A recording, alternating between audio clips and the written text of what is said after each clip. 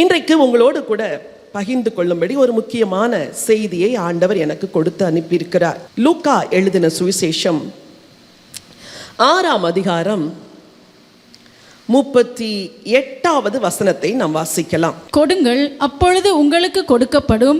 அமுக்கி குலுக்கி சரிந்து விழும்படி நன்றாய் அளந்து உங்கள் மடியிலே போடுவார்கள்.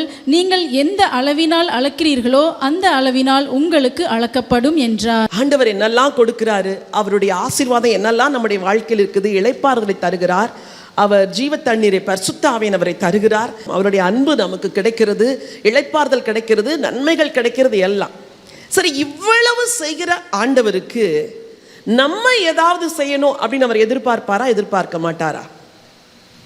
சொல்லுங்க. சரி, நீங்க ஒருத்தருக்கு ரொம்ப செய்றீங்க.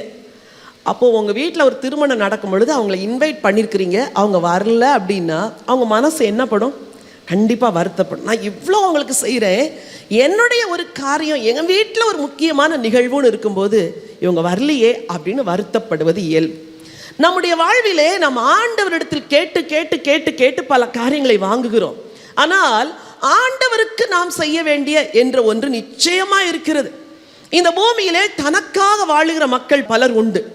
காலையில் எழும்பினதிலிருந்து இரவு படுக்கைக்கு செல்லும் வரைக்கும் அவர்கள் எதற்காக வாழுகிறார் என்றால் தனக்காகவே வாழுகிறார்கள். ஆனால் அந்த தனக்காக வாழுகிற வாழ்விலே ஆண்டவருடைய ஆசீர்வாதம் இருக்க வேண்டும், ஆண்டவர் உதவி செய்ய வேண்டும், ஆண்டவர் நிறைவை தர வேண்டும், ஆண்டவர் பொருளை தர வேண்டும், ஆண்டவர் செல்வத்தை தர வேண்டும், சுகத்தை தர வேண்டும், ஜெபத்திற்கு பதிலை தர வேண்டும். இதையெல்லாம் எதிர்பார்க்கிறார்கள். ஆண்டவர் பார்த்துட்டே இருப்பார். உன்னை 70 வருஷம் நான் ஆசீர்வதிச்சு வச்சதுனால எனக்கு என்ன லாபம் அப்படின்னு நினைப்பாரா, நினைக்க மாட்டாரா? ஏன் அப்படி பார்க்குறீங்க? இன்னைக்கு செய்தி கொஞ்சம் வித்தியாசமாக தான் இருக்கும். உன்னை இத்தனை வருஷம் ஆசீர்வதிச்சு உலகத்தில் வச்சிருக்கிறேனே, உன்னால எனக்கு என்ன லாபம்? சில வேளைகளில் பிள்ளைங்களை பார்த்து இந்த கேள்வியை கேட்டால் பிள்ளைங்களுக்கு என்ன வந்துடும்? கோபம் வந்துடும். உன்னால் எனக்கு என்ன லாபம் அப்படின்னு கேட்டால் பிள்ளைங்களுக்கு நான் வேஸ்ட்டாக இருக்கிறேன்னா அப்படின்னு ரோஷம் வந்துடும். பெற்றோரை பார்த்து நீங்கள் கேட்கக்கூடாது. அப்படி கேட்டுட்டா பெற்றோருடைய உள்ளம் உடஞ்சு போயிடும்.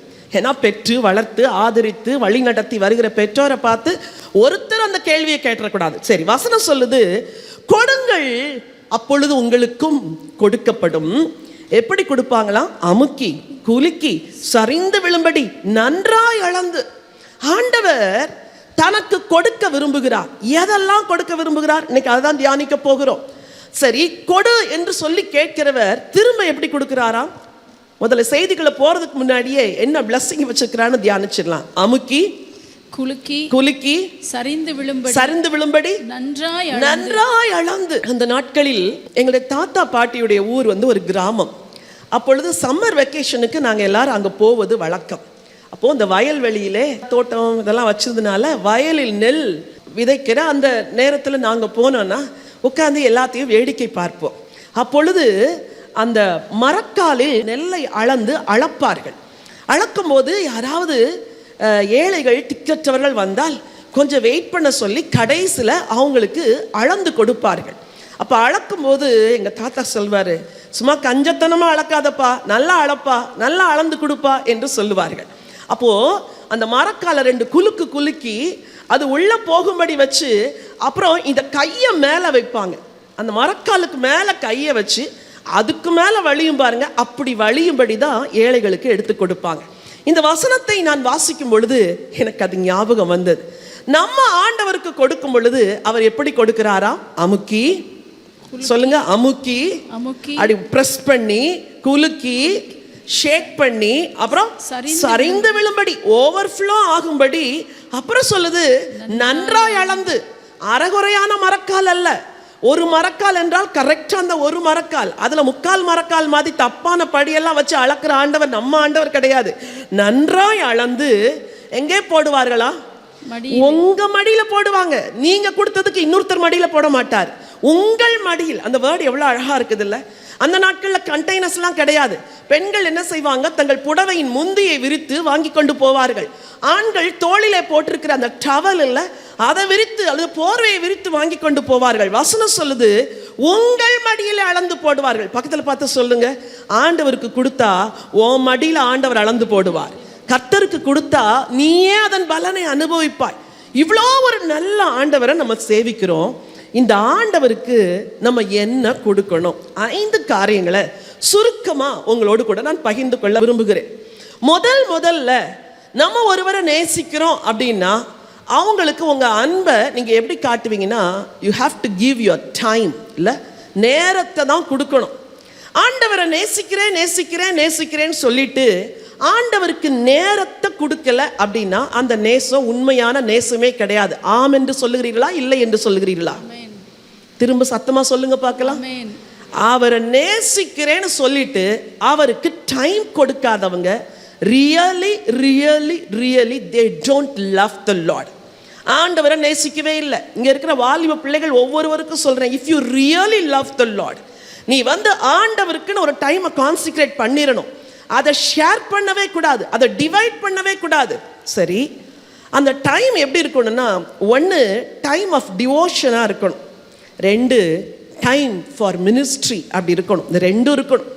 Time of devotion, time for ministry. அதாவது சிலர் என்ன செய்வாங்க, 90 வயசு வரைக்கும் டெய்லி காலையில் எழும்புவாங்க, பைபிள் வாசிப்பாங்க, ஜெபம் பண்ணுவாங்க, வேலையெல்லாம் செய்வாங்க, பகலில் ஜெபம் பண்ணுவாங்க, ராத்திரி ஜெபம் பண்ணுவாங்க, ராத்திரி பைபிள் வாசிப்பாங்க, ராத்திரி படுத்துருவாங்க. இப்படியே எத்தனை வருஷம் போயிடும்? 90 வருஷம். நீங்கள் ஆண்டவருக்காக ஏதாவது செஞ்சீங்கன்னா, அப்படிலாம் நாங்கள் ஒன்றுமே செய்யலைங்க, ஞாயிற்றுக்கிழமை கோயிலுக்கு போவோங்க வருவோங்க. நான் சொல்கிறேன், டைம் ஃபார் டிவோஷன் மட்டும் இருந்தால் பத்தாது, டைம் ஃபார் மினிஸ்ட்ரி வேணும்.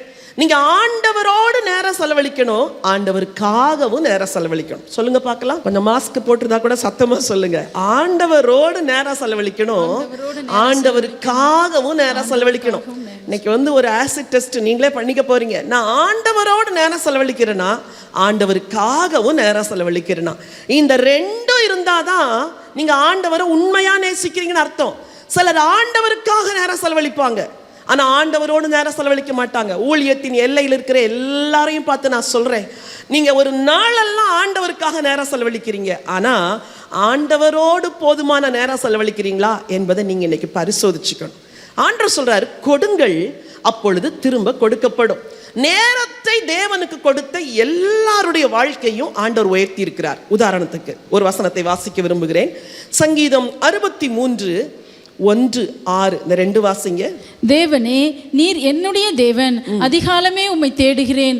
வறண்டதும் விடாய்த்ததும் தண்ணீரற்றதுமான நிலத்திலே என் ஆத்துமா உம்மேல் தாகமாய் இருக்கிறது. சொல்றது யாரு? சங்கீதத்தை எழுதியது யாரு?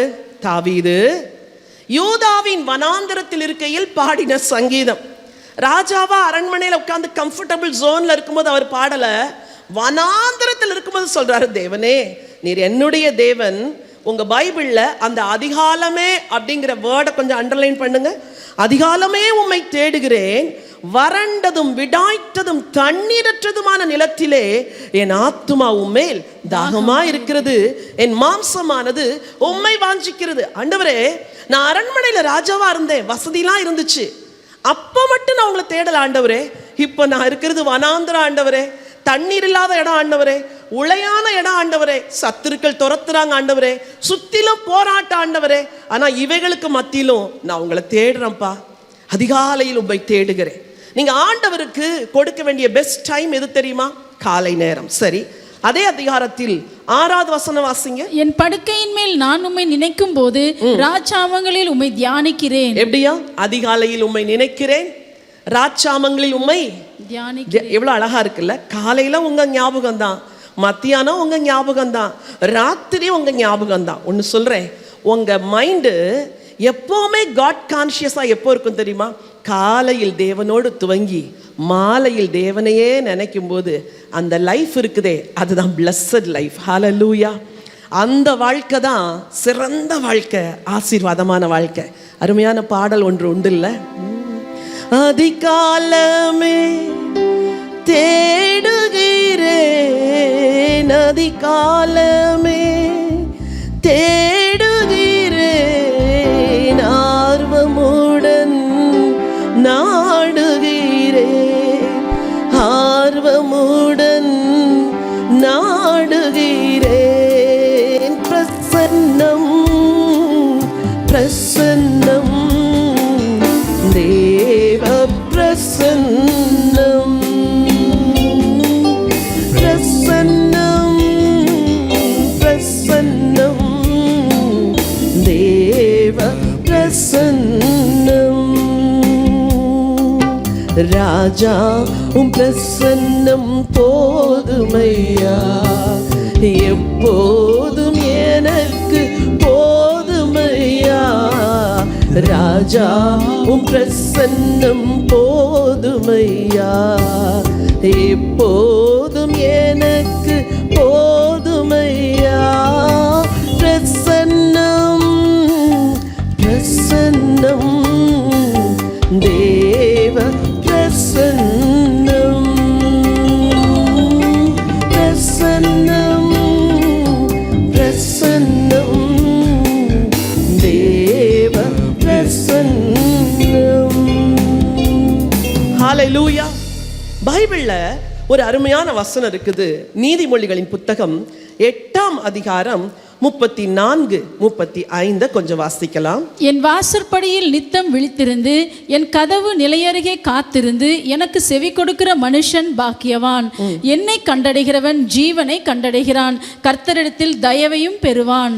வசனம் சொல்லுது, என் வாசற்படியில் நித்தம் விழித்திருந்து என் கதவு நிலையருகே காத்திருந்து எனக்கு செவி கொடுக்கிற மனுஷன் பாக்கியவான். நான் சொன்னேன், கொடுங்கள் அப்பொழுது உங்களுக்கு கொடுக்கப்படும் இருக்கு இல்லையா?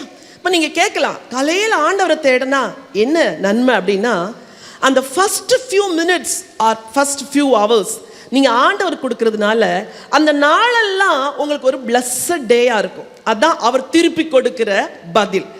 எனக்கு செவி கொடுக்கிறவன் பாக்கியவான். அடுத்த வசனம் சொல்கிறது, என்னை கண்டடைகிறவன் ஜீவனை கண்டடைகிறான், கர்த்தரிடத்தில் தயையையும் பெறுவான். அப்போ காலையில் உங்க டைமை ஆண்டவர் கொடுத்தா ஆண்டவர் இன் டர்ன் உங்களுக்கு தயவை கட்டளையிடுவார். அந்த நாள் வேலையெல்லாம் ரொம்ப சுறுசுறுப்பாக நடக்கும். அந்த நாளில் உங்க சேலஞ்சஸ் எல்லாம் வெற்றியாக மாறும், சேலஞ்சஸ் எல்லாம் சக்ஸஸ்ஃபுல்லாக மாறும். உங்க முயற்சிகளில் கூட இருப்பார். இதுதான் ஆண்டவர் திருப்பி கொடுக்கிற பலன். அதுக்காக காலையில் ஆண்டவரை தேடலைன்னா அந்த நாளெல்லாம் தோல்வியாக தான் இருக்குமா, இப்படி தான் இருக்குமா, அப்போ ஆண்டவர் அன்புள்ளவர் இல்லையா, அப்படி கேட்காதீங்க. நீங்க ஆண்டவரை தேடினால் பலன் கிடைக்கும். நீங்க காலையில உங்க நேரத்தை ஆண்டவருக்கு கொடுத்தா அந்த நாளெல்லாம் பாக்கியவானா இருப்பீங்க, பாக்கியவதியா இருப்பீங்க. அந்த டே ஃபுல்லா ஆண்டவர் என்ன செய்வாராம்? தயவை கட்டளையிடுவார். தானியேல் ஒரு அருமையான வசனத்தை சொல்லுகிறார். 12ஆம் அதிகாரம் 7வது வசனம். இந்த வசனத்துல இந்த தேவனுடைய பிள்ளைங்க தங்களுடைய நேரத்தை ஆண்டவருக்கு கொடுக்க முடியாதபடி பிசாசு எப்படி கிரியை செய்கிறான் என்று அந்த வசனம் தெளிவாய் சொல்கிறது. வாசிக்கலாம். தானியேல் 12:7. அப்பொழுது சணல் வஸ்திரம் தரித்தவரும் ஆற்றின் தண்ணீர்கள் மேல் நிற்கிறவருமாகிய புருஷன் தம்முடைய வலது கரத்தையும் தம்முடைய இடது கரத்தையும் வானத்துக்கு நேராக ஏறெடுத்து, ஒரு காலமும் காலங்களும் அரை காலமும் செல்லும் என்றும் பரிசுத்த ஜனங்களின் வல்லமையை சிதறடித்தல் முடிவு பெறும்போதே இவைகளெல்லாம் நிறைவேறி தீரும் என்றும் என்றென்றைக்கும் ஜீவித்திருக்கிறவர் பேரில் ஆணையிட கேட்டேன். இந்த வசனத்தின் எல்லாம் உங்களுக்கு வேண்டாம். ஒன்னே ஒன்று, பரிசுத்த ஜனங்களின் வல்லமையை சிதறடித்தல். இந்த வேர்டு ரொம்ப பவர்ஃபுல் வேர்டு. பரிசுத்த ஜனங்களுக்குன்னு ஒரு வல்லமை இருக்குது. அந்த வல்லமையை அவங்க பெற்றுக்கொள்ளாதபடி அவங்கள பவர்லெஸ்ஸாக மாற்றணும்னா என்ன தெரியுமா செய்யணும்? அவங்க மார்னிங் டிவோஷனை நிறுத்தினாலே போதும், அவங்களுடைய நைட் டிவோஷனை நிறுத்தினாலே போதும். சிம்பிளாக சொல்லணும்னா அவங்க ஜெப நேரத்தை நிறுத்த வச்சுட்டா போதும், வல்லமை என்ன செஞ்சிடும்? சிதறடிக்கப்பட்டுரும். இன்னைக்கு நான் உங்களுக்கு சொல்கிறேன், ஆண்டவர் அதிகாலையில் நீங்கள் தேடும் பொழுதும் ராட்சாமங்களில் கர்த்தரை தேடும் பொழுதும் உங்கள் லைஃபே பவர்ஃபுல் லைஃபாக மாறும். உங்களுடைய தீர்மானங்கள் ரொம்ப பவர்ஃபுல்லாக இருக்கும், உங்கள் மைண்டு ரொம்ப பவர்ஃபுல்லாக இருக்கும். அலசடி பட மாட்டீங்க, அவிசுவாசப்பட மாட்டீங்க, கவலைப்பட மாட்டீங்க. வர்றது வரட்டும் அப்படிம்பீங்க. என்ன நடந்தாலும் பரவாயில்ல, என் ஆண்டவர் கூட இருக்கிறார். இந்த வல்லமை எப்போ கிடைக்கும் தெரியுமா? ஆண்டவரை தேடும் பொழுதுதான். நீ டைமை ஆண்டவருக்கு கொடுத்தா, மகளே மகனே, நீ நேரத்தை ஆண்டவருக்கு கொடுத்தா அவர் தயவை திருப்பி கொடுப்பாரு. சும்மா தரமாட்டாரு, அமுக்கி குலுக்கி சரிந்து விழும்படி நன்றாய் அளந்து கொடுப்பார். இன்னைக்கு ஏன் நமக்கு தயவு வரல தெரியுமா? அவரை தேடாத குறையினால தயவை பெற்றுக்கொள்ளாத இருக்கிறோம். இன்றைக்கு இந்த நாளின் செய்தி நீங்கள் தீர்மானங்களை எடுக்க வேண்டிய ஒரு செய்தியாக இருக்குது. போன வாரம் சொன்னேன், ஆண்டவர் என்னென்னலாம் பிளஸ்ஸிங்ஸை உங்களுக்கு தந்தார் என்று. கர்த்தர் தருகிற ஆசீர்வாதம், ஜீவ வசனங்களை கொடுத்தார், இளைப்பாறுதலை கொடுத்தார், பரிசுத்த ஆவியை கொடுத்தார், அன்பை தந்தார், எல்லா தேவைகளையும் இயேசு சந்திச்சார். இவ்வளவும் ஆண்டவர் நமக்கு செய்கிறார் தியானிச்சோம்.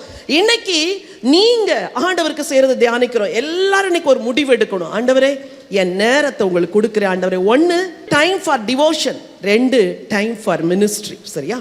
சரி. ரெண்டாவதாக இந்த ஆண்டவருக்கு நீங்க எதை கொடுக்க முடியும்னா, முதல்ல உங்க டைமை கொடுக்கணும்னு சொன்னேன். ரெண்டாவது, you have to give your talents to God. உங்க தாளந்துகளை ஆண்டவருக்கு கொடுக்கணும். நீங்க கேட்கலாம், எனக்கு என்ன தாளந்து இருக்குன்னே தெரியவே இல்லையே அப்படின்னு கேட்பீங்க. நிச்சயமா உங்களுக்கு கூட இன்னைக்கு சில விளக்கங்களை சொல்ல விரும்புகிறேன். வாசிக்கலாம் என்னோடு கூட. ரொம்ப அருமையான ஒரு வாலிபனை குறித்து வேதம் ரொம்ப தெளிவா சொல்லுது. அந்த வாலிபனுடைய தாய் பக்தியுள்ள ஒரு தாய். அவனை பெற்றெடுத்த பொழுது எப்படி ஜெபம் பண்ணாங்களோ தெரியல, அந்த மகன் ஒரு மல்டி டேலண்டட் மேனா பிறந்தானா வளர்ந்தானா அது நமக்கு தெரியல. அந்த ஒரு வாலிபனை ஆண்டவர் அழைச்சு அவருடைய ராஜ்யத்தின் பணி பலவற்ற செய்யறதுக்கு ஆண்டவர் அவன் மேல கிருபை வச்சார். யாத்திராகமத்தின் புத்தகம் 31 எடுத்துக்கொள்ளுங்கள். யாத்திராகமும் 31 1 to 11 வரைக்கும் வாசிக்கலாம். எல்லாம் கொஞ்சம் பொறுமையா கேட்கும்படியா கேட்கிறேன். பின்னும் கர்த்தர் மோசேயை நோக்கி, நான் யூதாவின் கோத்திரத்தில் ஊருடைய மகனான ஊரியின் குமாரன் பெசலேலை பெயர் சொல்லி அழைத்து, வினோதமான வேலைகளை அவன் யோசித்து செய்கிறதற்கும், பொன்னிலும் வெள்ளியிலும் வெண்கலத்திலும் வேலை செய்கிறதற்கும், இரத்தினங்களை முத்திரை வெட்டாக வெட்டி பதிக்கிறதற்கும், மரத்தில் சித்திர வேலைகளை செய்கிறதற்கும் மற்றும் சகலவித வேலைகளையும் யூகித்து செய்கிறதற்கும் வேண்டிய ஞானமும் புத்தியும் அறிவும் அவனுக்கு உண்டாக அவனை தேவ ஆவியினாலே நிரப்பினேன். மேலும் தான் கோத்திரத்தில் உள்ள அகிசாமாகின் குமாரனாகிய அகோலியாபையும் அவனோட துணையாக கூட்டினதும் அன்றி, ஞான இருதயமுள்ள யாவருடைய இருதயத்திலும் ஞானத்தை அருளினேன். நான் உனக்கு கட்டளையிட்ட யாவையும் அவர்கள் செய்வார்கள். வசனம் சொல்லுது, ஆண்டவர் மோசேயை கூப்பிடுறார், ஆசரிப்பு கூடாரத்தை கட்டணும். இப்போ இந்த ஆசரிப்பு கூடாரத்தை கட்டுறதுக்கு காடுடைய மைண்டில் ஒரு பிளான் இருக்குது. சரியா? உலகத்தில் ஆண்டவர் உங்க எல்லார குறிச்சும் நீங்க பிறக்கும் போதே நீங்க எப்படி இருக்கணும், என்ன செய்யணும் என்ற ஒரு பிளான் காட் மைண்ட்ல ஏற்கனவே இருந்துச்சு. எத்தனை பேர் நம்புறீங்க? நான் அதை ரொம்ப ஸ்ட்ராங்கா நம்புறேன். ஏன்னா ஒண்ணுமே தெரியாத என்ன, பைபிளே தெரியாத என்ன, வேதம்னா என்னன்னு தெரியாத என்ன, ஜபம்னா என்னன்னு தெரியாத என்ன ஆண்டவர் அழைச்சு கிருபை தந்து அவருடைய ராஜ்யத்தின் பணியில பயன்படுத்துறாருன்னா நிச்சயமா இது காடுடைய பிளானே அல்லாமல் this is not my plan. உங்க வாழ்க்கையிலையும் அப்படித்தான். ஆண்டவர் நீங்க தாயின் கருவில உருவாறதுக்கு முன்னாடி உங்களை குறிச்சு ஒரு பெரிய பிளான் வச்சுட்டார். இப்போ மோசேட்ட சொல்றாரு, நான் யூதாவின் கோத்திரத்தில் ஊருடைய மகனான ஊரியின் குமாரன் பெசலேயலை பெயர் சொல்லி அழைத்து, என்ன வேலையா? வினோதமான வேலைகள். ஆர்டிஸ்டிக்கா செய்யறது ஒரு தனி இது இல்லை. சிலர் சாதாரணமா செய்வாங்க, சிலர் ரொம்ப யோசிச்சு அழகா செய்வாங்க. சிலர் எதை செஞ்சாலும் அதுல ஒரு அழகு இருக்கும்.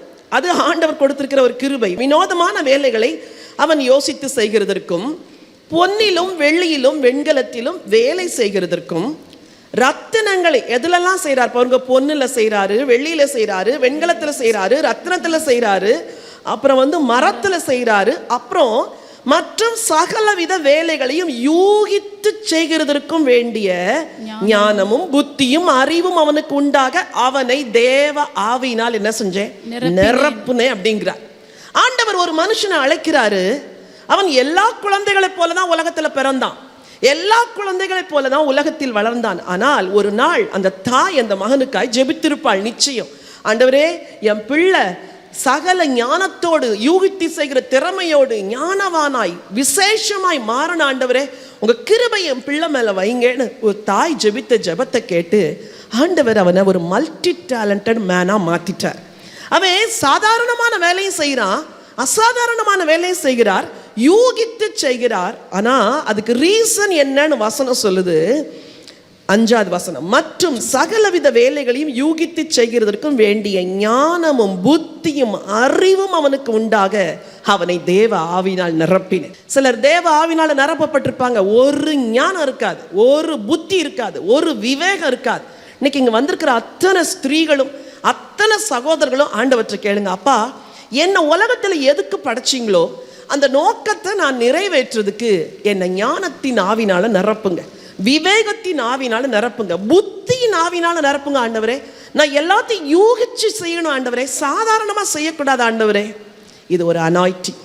அப்போ ஆண்டவர் உங்களுக்கு தாளந்துகளை கொடுத்து அந்த தாளந்தை நிறைவேற்றுறதுக்கு யூகித்து செய்யறதுக்குரிய அறிவையும் கொடுத்து உங்களை ஒரு டேலண்டட் பர்சனாக மாற்றணுங்கிறது தான் காட்ஸ் பிளான்.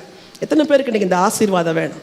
நான் இந்த வசனத்தை வாசிச்சு காலை ஜெபம் பண்ணேன், ஆண்டவர் எனக்கு இப்படி ஒரு கிருபை தாங்க ஆண்டவரே, எனக்கு நீங்கள் தாளந்துகளை தாங்க ஆண்டவரே, என் தாளந்து உங்களுக்கு பயன்படட்டும் ஆண்டவரே. சில பாடல்களெல்லாம் பாடும் பொழுது எப்படித்தான் இந்த வரிகளெல்லாம் அமைச்சாங்க அப்படின்னு நம்ம யோசிக்கிறோம்ல, அது ஒரு ஆண்டவர் கொடுத்த தாளந்து. ஒருவேளை பாடுகிறதும் இசை அமைக்கிறதும் இதெல்லாம் தான் தாளந்து நீங்கள் நினைக்கக்கூடாது. பைபிளில் இன்னும் ஏராளமான தாளந்து இருந்துச்சு. பல பாடகர்கள் தேவாலயத்தில் பாடினாங்க. பாரூக் அப்படின்னு ஒருத்தர் இருந்தான், எரேமியாவுக்கு அசிஸ்டன்ட். எரேமியா சொல்லுவார், அவர் எழுதுவார், அவ்வளோதான் அவருடைய வேலை. ஒருவேளை இன்னைக்கு இங்கே இருக்கிற உங்களில் ஒவ்வொருவருக்கும் ஆண்டவர் ஏதோ ஒரு டேலண்ட்டை கொடுத்துருக்கிறாரு. உட்கார்ந்து நீங்கள் கண்டுபிடிக்கணும், நீங்கள் கேட்கணும், எனக்கு என்னப்பா தாளந்து தந்திருக்கிறீங்க, எனக்குள்ளே என்னப்பா தாளந்து இருக்குது. ஒருவேளை மார்த்தாளை பார்த்து, மார்த்தா உனக்கு என்ன டேலண்ட் இருக்குதுன்னு கேட்டால் என்ன சொல்லியிருப்பாங்க? நான் நல்லா சமைப்பேங்க, அதாங்க என் தாளந்து. சரி, நீ சமைச்சு நீயே சாப்பிட்டா என்ன பிரயோஜனம்? இன்னைக்கு அநேகர் சமைக்கிறீங்க, நீங்களே சாப்பிட்டுக்கிறீங்க. ஆனால் அந்த மார்த்தாள் என்ன செஞ்சாங்க? அவங்க சமைச்சு யாரை கூப்பிட்டாங்க? ஆண்டவரை கூப்பிட்டு, ஆண்டவர் வரும்பொழுதெல்லாம் அவங்க வீட்டுக்கு போவாராம். எவ்வளோ கம்ஃபர்டபுளாக ஃபீல் பண்ணாது இருந்திருந்தா ஆண்டவர் அங்கே போவார்ல. உலகத்தில் உங்களுக்குள்ள என்ன ஆண்டவர் கொடுத்திருக்கிறாரோ அந்த தாளந்த சுயநலம் இல்லாமல் நீங்கள் ஆண்டவருக்காய் பயன்படுத்தணும். ஹல்லேலூயா. ஆண்டவரே, சிறிதோ பெரிதோ எனக்கு கொடுத்திருக்கிற தாளந்த இன்னைக்கு ஆண்டவற்றை கேளுங்க. சிறிதோ பெரிதோ எனக்கு கொடுத்திருக்கிற தாளந்த நான் உங்களுக்காக பயன்படுத்தணும். ஆண்டவரே, எனக்கு உதவி செய்யுங்க. இந்த மார்த்தாளும் மரியாளும், ஒரு பெண் உட்கார்ந்து பாதத்தில் உட்கார்ந்து வசனத்தை கேட்டுட்டே இருந்தா, ஒரு பெண் அவளுடைய தாளந்த ஆண்டவர் இயேசுக்கு பயன்படுத்தினார். 2 ராஜாக்கள் புஸ்தகத்திலே சூனேமியாள் என்ற ஒரு பெண்ணை குறித்து நம்ம வாசிக்கிறோம். அந்த சூனேமியாள் அவ வாழ்க்கையில பல கஷ்டம், பிள்ளை இல்லை, அவளுடைய வாழ்க்கை ஒரு உடைக்கப்பட்ட ஒரு வாழ்க்கை. ஆனால் தீர்க்கதரிசியாகிய எலிசா வரும் பொழுது ஒரு நாள் வருந்தி அவ வீட்டுக்கு கூப்பிட்டா. ஒன்றுத்துக்காக, எதுக்கு? என் வீட்டுக்கு இன்னைக்கு சாப்பிட வரணும். தீர்க்கதரிசி வந்தாரு, சாப்பிட்டாரு. அவருக்கு ரொம்ப கம்ஃபர்டபுளாக இருந்துருச்சு. ஏன்னா அந்த நாட்களில் தீர்க்கதரிசிகள்லாம் மலையாய் போய் அலைந்து மலைகளிலே தான் தங்கி இருப்பாங்க. அவங்களுக்கு கம்ஃபர்டபுள் ஸ்டே பெட்டெல்லாம் இருந்திருக்குமான்னு தெரியாது. ஆனால் இந்த பெண், என் வீட்டில் எல்லாம் இருக்குது ஐயா, வாங்க ஐயா, தங்கன்னு சொன்னா. ஒரு நாள் சாப்பாடு கொடுத்தா, அதுக்கு பிறகு வசனம் சொல்லுது, தீர்க்கதரிசி வரும் பொழுதெல்லாம் அவன் வீட்டில் தங்குவார் அப்படின்ட்டு. தன்னோட நல்ல வீடு இருக்குன்னு தெரிஞ்சு அந்த வீட்டை யாருக்கு கொடுத்தா?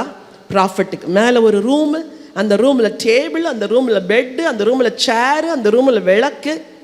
இதெல்லாம் ஒரு சிம்பிள் உதவி தான்.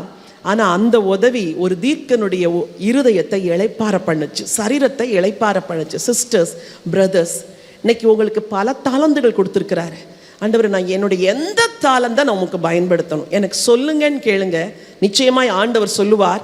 உங்கள் தாளந்துகள் ஆண்டவருக்கு பயன்படும் பொழுது, வசனம் அதுக்கு பின்னாடி அவர் என்னெல்லாம் செஞ்சார்னா, 7ஆம் வசனம், ஆசரிப்பு கூடாரத்தையும் சாட்சி பெட்டியையும் அதன் மேலுள்ள கிருபாசனத்தையும் கூடாரத்தில் உள்ள சகல பனிமுட்டுகளையும் மேஜையையும், அப்படி வந்துட்டே வருது.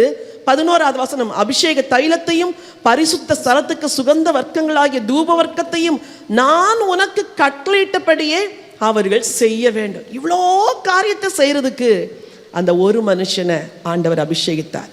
செய்தி முடியலை, கண்களை மூடுங்க, ஆண்டவரை பார்த்து கேளுங்க. ஆண்டவரே, என்னை ஒரு மல்டி டேலண்டட் உமனா, ஒரு மல்டி டேலண்டட் மேனா என்னை மாற்றுங்க ஆண்டவரே. பிள்ளைங்க வாயை திறந்து கேளுங்க. எனக்குள்ள தாளந்துகள் பெருக பண்ணுங்க ஆண்டவரே. ஞானத்தின் ஆவினால், விவேகத்தின் ஆவினால், அன்றைக்கு பெசலையில நிறைச்சது மாதிரி ஆண்டவரே என்னையும் நிறைங்க ஆண்டவரே. ஆண்டவரே, இன்னைக்கு இந்த வார்த்தையை கேட்டுக்கொண்டிருக்கிற பிள்ளைகளில் பலருக்கு இந்த ஞானத்தின் ஆவி இன்றைக்கு உண்டாகட்டும் என்று சொல்லி செபிக்கிறேன் ஆண்டவரே. இந்த திறமைகள் உண்டாகட்டும் ஆண்டவரே, கிருபைகள் உண்டாகட்டும் ஆண்டவரே, அபிஷேகம் உண்டாகட்டும் ஆண்டவரே. பயனற்ற பாத்திரமாய் இராதபடி தன் தாளந்துகளை ஆண்டவருக்கு பயன்படுத்துகிற பாத்திரங்களாய் இவர்களை மாற்றும்படியா ஜெபம் பண்றப்பா. ஆசீர்வதிங்க மீட்பர் இயேசுவின் மூலம் பிதாவே, ஆமென், ஆமென். ஹல்லேலூயா. கொடுத்தால் திருப்பி எப்படி கொடுப்பாராம்? அமுக்கி குலுக்கி சரிந்து விழும்படி. சரி, நீங்க பாருங்க, இந்த ஆசரிப்பு கூடாரத்தெல்லாம் கட்டி முடிச்ச உடனே மக்கள் பார்த்து, இஸ்ரவேலருக்கு என்ன பழக்கம்னா, ஒரு நன்மையை பெற்றுட்டாங்க அப்படின்னா அந்த நன்மைக்கு காரணமா இருக்கிற குடும்பத்தை பிளஸ் பண்ணுவாங்களாம். அப்போ இந்த ஆசரிப்பு கூடாரத்தில் மக்கள் பலி செலுத்தும் பொழுதெல்லாம் எல்லாரும் இந்த பெசலை எல்லாம் பிளஸ் பண்ணுவாங்களாம். ஆண்டவரே, இந்த கூடாரத்தை செஞ்சு அந்த மகனை ஆசீர்வதிங்க. மகா பிரதான ஆசாரியன் வருஷத்துக்கு ஒரு தடவை உள்ள போயிட்டு ஜபங்களை ஏறெடுக்கும் பொழுது இந்த பெசலையலுக்கும் அவன் சந்ததிக்கும் ஆசீர்வாதம் உண்டாகட்டும் சொல்லி பிளஸ் பண்ணுவாங்களாம். இது எவ்வளோ பெரிய ஆசீர்வாதம்! அப்போ அவருடைய சந்ததி நிச்சயமா ஆசீர்வதிக்கப்பட்டிருக்குமா இல்லையா? அவர் மரித்து போயிருந்தால் கூட ஆசீர்வாதங்கள் சந்ததிக்கு தொடர்கிறது. இன்னைக்கு உங்களுக்கு சொல்றேன், பலன் உங்க சந்ததியிலும் வரும், பலன் உங்கள் சந்ததியின் சந்ததியிலும் வரும், பலன் உங்கள் காலத்திலும் வரலாம், பலன் உங்கள் காலத்துக்கு பின்னாகவும் வரலாம். கர்த்தர் அமுக்கி குலுக்கி சரிந்து விழும்படி நன்றாய் அளந்து கொடுக்கிற ஒரு தேவன். ஹல்லேலூயா. சரி, மூன்றாவது, ஆண்டவர் நம்மிடத்தில் என்ன எதிர்பார்க்கின்றார்? உலகத்திலே எல்லாரையும் ஆண்டவர் பலவிதமான ஆசீர்வாதங்களால் நிறைத்திருக்கிறார், அப்படித்தானே? எல்லாரையும் நிறைச்சிருக்கிறார். இயேசு ராஜா பூமியில வாழ்ந்த நாட்கள்ல எதுவுமே அவருக்கு சொந்தமா இருந்த மாதிரி பைபிள்ல நம்ம வாசிக்கவே முடியல. ஒரு இடத்துக்கு போறாரு, கடற்கரைக்கு. என்ன சொல்றாரு? இந்த படகை கொஞ்சம் கொடு, நான் கொஞ்ச நேரம் பிரசங்கம் பண்ணிட்டு தாரேன் அப்படிங்கிறார். அப்புறம் ஓசன்னா பவனி வரும் பொழுது போய் ஒரு வீட்டில் போய் கழுத குட்டியை அவிழ்த்துட்டு வாங்க அப்படின்னு சொல்றார். பஸ்கா ஆசரிக்கும் பொழுது ஒரு மேல் வீடு அங்கே இருக்குது, அங்கே அவங்கள்ட்ட போய் கேளுங்க அப்படிங்கிறார். அவருக்கு சொந்தமாய் எதுவுமே இல்லை. அவருடைய வஸ்திரங்களை கூட அநேக ஸ்திரீகள் அவருக்கு நெய்து கொடுத்தார்கள் என்று நம்ம வேதத்தில் வாசிக்கிறோம். அவருக்கு கொடுக்கப்பட்ட கல்லறை கூட அவருக்கு சொந்தமான கல்லறை கிடையாது. அப்போ ஆண்டவர் இயேசு பூமியில வாழ்ந்த நாட்கள்ல ஒரு சில மக்கள் அவருக்கு சில திங்ஸ், சில பொருட்களை கொடுத்தாங்க. இப்போ நான் சொன்ன என்ன பொருளெல்லாம் கொடுத்தாங்க சொல்லுங்க? படகை கொடுத்தாங்க, கழுதையை கொடுத்தாங்க, மேல் வீட்டை கொடுத்தாங்க, சிலர் விருந்து கொடுத்தாங்க, கல்லறையை கொடுத்தாங்க, எப்படி வஸ்திரத்தை கொடுத்தாங்க. எவ்வளோ ஒரு கூட்டம் நடத்திட்டு இருக்கிறாரு. அவர் கையில சாப்பாடு இல்லை. அவர் நினைச்சா வானத்திலிருந்து எதை கொடுத்துருக்கலாம்? மன்னாவே கொடுத்துருக்கலாம். ஆனா அவர் கேட்கிறாரு, உங்கள்கிட்ட யார்ட்டையாவது ஏதாவது இருக்குதா? ஓடி போய் பார்த்துட்டு ஒரு பையன்ட்ட 5 அப்பம் 2 மீன் இருக்கு, சரி அதை கொண்டு வாங்க அப்படிங்கிறார். அந்த பையனுக்கு கொஞ்சம் நல்ல மனசு இல்லை. நம்ம பிள்ளைங்கன்னா ஐயோ ஒரு வாரமாக போய் எங்கேயாவது சாப்பிட்டு முடிச்சுட்டு டப்பாவை காலி பண்ணிட்டு தான் வந்திருக்கோம். அது அப்படி செய்யல. 3 நாளாக சாப்பிடல, தான் கையில் இருக்கிறது அந்த பிள்ளை கொடுக்குது. அந்த பையன் சிறு பையன் அப்படின்னு பைபிள் சொல்லுது. அதுக்கு ஒரு பெரிய மனசு வேணும் இல்லை? நம்ம இடத்துல இதை கொடுத்துட்டா வேற இல்லை அப்படிங்கிற ஒரு நிலைமையில கூட அதை இயேசுக்கு கொடுக்கறதுக்கு ஒரு பெரிய மனசு வேணும். சரி, அந்த சின்ன பையன் 5 அப்பம் 2 மீனை கொடுத்தான். ஆண்டவர் நினைச்சிருந்தா வானத்திலிருந்து அந்த வனாந்தரத்துல மன்னாவை வருவிச்சிருக்கலாம். அவர் செய்யல. நீ கொடு, உன் கையில் இருக்கிறத நான் வாங்கி தான் என்ன செய்ய போறேன்? பிளஸ் பண்ண போறேன் அப்படின்னு ஆண்டவர் அன்றைக்கு செய்தார். சமாரியாவுக்கு போனாரு. அவர் ஒரு வாட்டர் பாட்டில் எல்லாம் கொண்டு போயிருக்கலாம். நம்மள மாதிரி flask, water bottle, juice bottle, snacks அதெல்லாம் அவர் கொண்டு போகல. தாகமா இருந்துச்சு. ஒரு கிணத்திட்ட போனோடனே ஒரு பெண்ணை பார்த்து குடிக்க தண்ணி கொடுமா அப்படின்னு. அந்த தண்ணியை உண்டாக்குனவரே அவர் தான் தண்ணியை உண்டாக்கினார். ஆனா இந்த பூமியில யாரோ ஒரு பெண் அவளுக்கு தண்ணி கொடுக்கணும், இந்த பூமியில யாரோ ஒரு பெண் அவருக்கு தண்ணி கொடுக்கணும்னு ஒரு நியமனத்தை வச்சு குடிக்க தண்ணி கொடு அப்படிங்கிறார். அதே ஆண்டவர் சொல்லுகிறாரு, இந்த சிறியரில் ஒருவருக்கு ஒரு கலசம் தண்ணி கொடுத்தா கூட அதற்கேற்ற பலனை அடையாமற் போனதே இல்லை அப்படின்னு. இன்னைக்கு நான் சொல்றேன், இந்த பூமியில நீங்க வாழுகிற நாட்களில் உங்களுக்கு ஆண்டவர் கொடுத்த ஆசீர்வாதங்களில் 2 காரியத்தை செய்யணும். ஒன்று, உங்கள் பொருட்களால் தேவனை சேவிக்கணும். 2வது, உங்கள் பொருட்களை தேவ ஊழியர்களுக்கும், 3வது, உங்கள் பொருட்களை இந்த உலகத்தில் இல்லாத மக்களுக்கும் கொடுக்க பழகணும். சில வேளைகளில் நம்ம வீட்டில் யூஸ் பண்ணாமல் ரொம்ப நாட்கள் பொருள் இருக்கா? வார்ட்ரோபை திறந்து பார்த்தா அங்கே அத்தனை ட்ரெஸ்ஸு யூஸ் பண்ணாமல் இருக்குது. அப்புறம் கிச்சனில் போய் பார்த்தா புதுசாக பாக்ஸாக டீ பாக்ஸ், டீ கப்பு, அது இதெல்லாம் அடிக்கி நிறைய இருக்குது. அது யாருன்னா கெஸ்ட் வந்தால் பயன்படுத்துவோம். அப்புறம் பார்த்தா அது துரு பிடிச்சி போயிருக்கும், அது ஏதோ ஸ்பாயிலாக இருக்கும். இன்னைக்கு சொல்கிறேன், இந்த செய்தியை கேட்குற நீங்கள் என்னிடத்தில் என்ன இருக்கிறது நான் பயன்படுத்தாதது எடுத்துட்டு போய் இல்லாதவங்களுக்கு நீங்கள் இன்னைக்கு கொடுக்கணும். அப்போதான் இந்த வசனத்தை கேட்டு நீங்கள் உண்மையாகவே ஆசீர்வதிக்கப்பட்டிருக்கிறீர்கள் என்ற அர்த்தம். ஆண்டவர் இயேசு பூமியில் இருந்த நாட்களில் மக்கள் எல்லாரும் கொடுத்தாங்க. சரி, இன்னொரு வசனத்தை நான் வாசிக்க விரும்புகிறேன். அப்போஸ்தலர் நடபடிகள் 16ஆம் அதிகாரம் 14வது வசனத்தை வாசியுங்கள். அப்பொழுது தியத்திரா ஊராளும் இரத்தாம்பரம் விற்கிறவளும் தேவனை வணங்குகிறவளுமாகிய லீதியாள் என்னும் பேருள்ள ஒரு ஸ்திரீ கேட்டுக்கொண்டிருந்தாள். பவுல் சொல்லியவைகளை கவனிக்கும்படி கர்த்தர் அவள் இருதயத்தை திறந்தருளினார். அவளும் அவள் வீட்டாரும் ஞானஸ்தானம் பெற்ற பின்பு அவள் எங்களை நோக்கி, நீங்கள் என்னை கர்த்தரிடத்தில் விசுவாசம் உள்ளவள் என்று என்று எண்ணினால் என் வீட்டிலே வந்து தங்கியிருங்கள் என்று எங்களை வருந்தி கேட்டுக்கொண்டார். சரி, அடுத்த வசனம். நாங்கள் ஜெபம் பண்ணுகிற இடத்துக்கு போகையில் குறி சொல்ல ஏவுகிற ஆவியை கொண்டிருந்து குறி சொல்லுகிறதுனால் தன் எஜமான்களுக்கு மிகுந்த ஆதாயத்தை. இந்த லீதியாள் என்ற பெண் என்ன சொன்னா, என்ன கர்த்தரிடத்தில் தேவ பக்தி உள்ளவள் அப்படின்னு நினைச்சீங்கன்னா இன்னைக்கு நீங்க என்ன செய்யணும், என் வீட்டுக்கு வரணும் அப்படிங்கிறா. வீட்டுக்கு வருகிறாள். அந்த வீட்டிலே அவர்கள் எல்லாரும் தங்கி இருக்கிறார்கள். அந்த முழு குடும்பமும் ஆண்டவரை அறியும்படி ஆண்டவர் அங்கே கிரியை செய்கிறார். அப்போ கொடுத்த அந்த பெண்ணுக்கு ஆண்டவர் நிறைவான ஆசீர்வாதம் கொடுத்தாரா இல்லையா? கொடுத்தார். நிறைவான ஆசீர்வாதத்தை கொடுத்தார். ஆண்டவர் இந்த பூமியில் இருக்கிற உங்கள் பொருட்களால், உங்கள் ஆஸ்திகளால் தேவனை சேவிக்க வேண்டும் என்று விரும்புகிறார். யாத்திராகமம் புத்தகத்திலே 25ஆம் அதிகாரத்திலே அங்கு ஆசரிப்பு கூடாரத்தை கட்டணும். அப்போ ஆண்டவர் வனாந்தரத்தில் எல்லாரும் எப்படி நடத்தினார்? அப்போ எங்க இருந்து வந்துச்சு? மேல இருந்து வந்துச்சு. தண்ணி எப்படி வந்துச்சு? அற்புதமா வந்துச்சு. சரி, ஆசரிப்பு கூடாரத்தை கட்டுறதுக்கு பொருட்கள் கூட வானத்திலிருந்து விழுந்திருக்கலாம்ல? வந்திருக்க முடியுமா? முடியாது. திடீர்னு பார்த்தா அப்படி பறந்துகிட்டு ஒரு நீல நிற திரை வந்து விழுந்திருக்கணும்.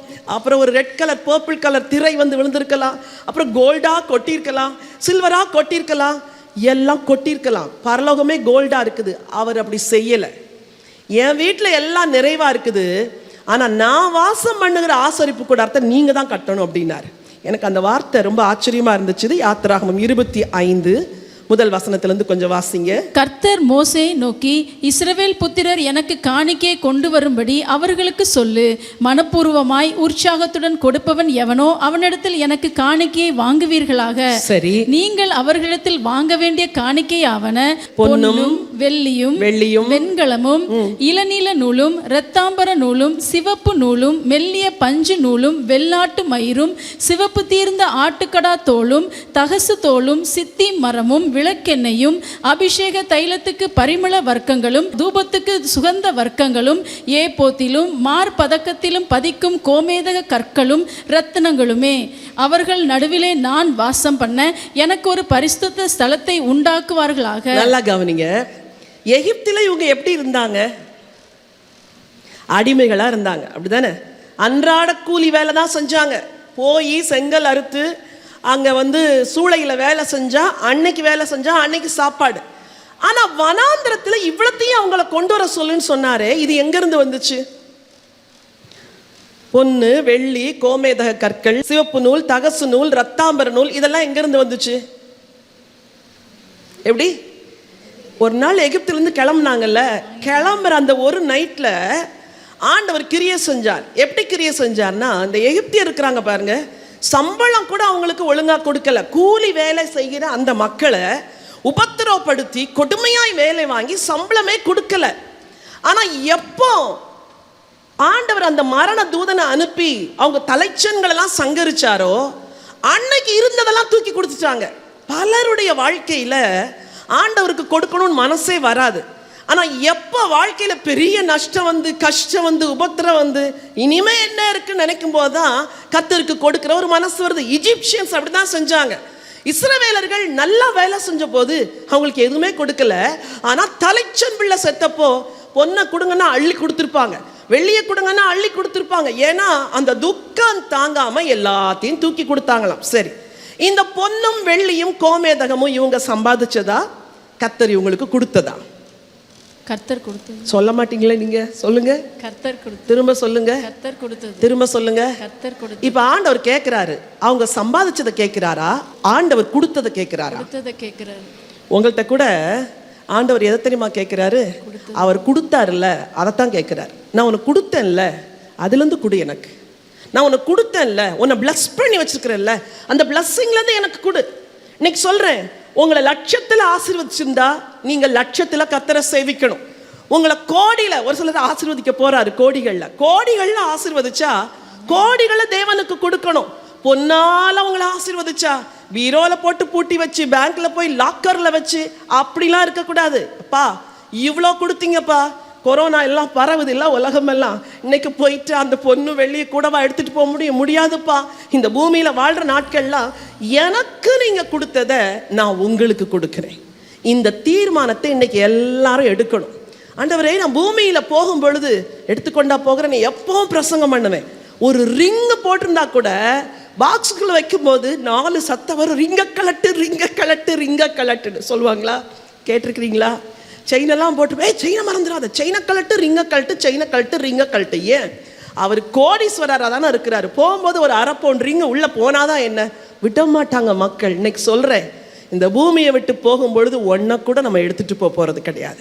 இருக்கிற நாட்களில் இயேசுவை சேவியுங்கள், இருக்கிற நாட்களில் கர்த்தரை சேவிங்க. இன்னைக்கு யோசிங்க, எனக்கு இவ்வளோ கொடுத்துருக்கிறாருல்ல, இதுலேருந்து நான் அவருக்கு என்ன கொடுக்கணும்? எனக்கு ஒரு நல்ல வீட்டை கொடுத்துருக்கிறாரு, என் வீடு அழுக்காகவும் நினச்சிட்டு மக்களையே வர வைக்காமல் நான் இருக்கக்கூடாது. என் வீடு ஒரு ஜெப வீடாக மாறணும். எனக்கு ஒரு நல்ல கார் கொடுத்துருக்கிறாரு, ஆலயத்துக்கு போகும்போது நாங்கள் மட்டும் போகக்கூடாது, மற்றவங்களை கூட்டிகிட்டு போகணும். எனக்கு நல்ல வசதிகள் கொடுத்துருக்கிறார். ஊழியத்தில் கொஞ்ச நாட்களுக்கு முன்னாடி கம்ப்யூட்டரே இல்லாமல் கஷ்டப்பட்டுட்டு இருந்தோம். ஒரு சிஸ்டர் ஒரு நாள் ஃபோன் பண்ணாங்க, அம்மா என் வீட்டில் ஒரு கம்ப்யூட்டர் இருக்குது, அதை உங்களுக்கு தரேன்னு. அது ஒரு சாதாரண கம்ப்யூட்டர் தான், ஆனால் அந்த ஒரு ஹார்ட் இருந்துச்சு பாருங்க, அவங்க கொண்டாந்து கொடுத்தாங்க. அதையும் இன்னைக்கு யூஸ் பண்ணிட்டு இருக்கிறோம். அப்போது அவங்க வீட்டில் இருந்தது அந்த ஒன்று, அதையும் ஊழியத்துக்காக கொண்டு வந்து கொடுக்குறாங்க. இன்னைக்கு ஏன் சொல்கிறேன், இது ஏதோ நீங்கள் எல்லாம் கொண்டாந்து கொடுக்கணுங்கிறதுக்காக நான் பேசலை. கர்த்தர் உங்களை ஆசீர்வதித்த ஆசீர்வாதத்தில் இருந்து கர்த்தருக்கு எடுத்து கொடுக்கும் பொழுது, பொருளாகவோ பொன்னாகவோ ஆஸ்தியாகவோ சம்பத்தாகவோ எடுத்து கொடுக்கும் பொழுது எப்படி திருப்பி கொடுப்பார் சொல்லுங்க? ஒரு பாட்டு இதுல கம்போஸ் பண்ணிட்டா கூட நல்லா இருக்குன்னு நினைக்கிறேன். அமுக்கி குலுக்கி சரிந்து கொடுத்தா ஆண்டவர் உங்களுக்கு குறை வைக்க மாட்டார். அம்மா கொடுத்தா குறையவே வைக்க மாட்டார். உங்களுக்கு அமுக்கி குலுக்கி சரிந்து விழும்படி நன்றாய் அளந்து கொடுக்கிற ஒரு தேவன் இருக்கிறார். ஹல்லேலூயா.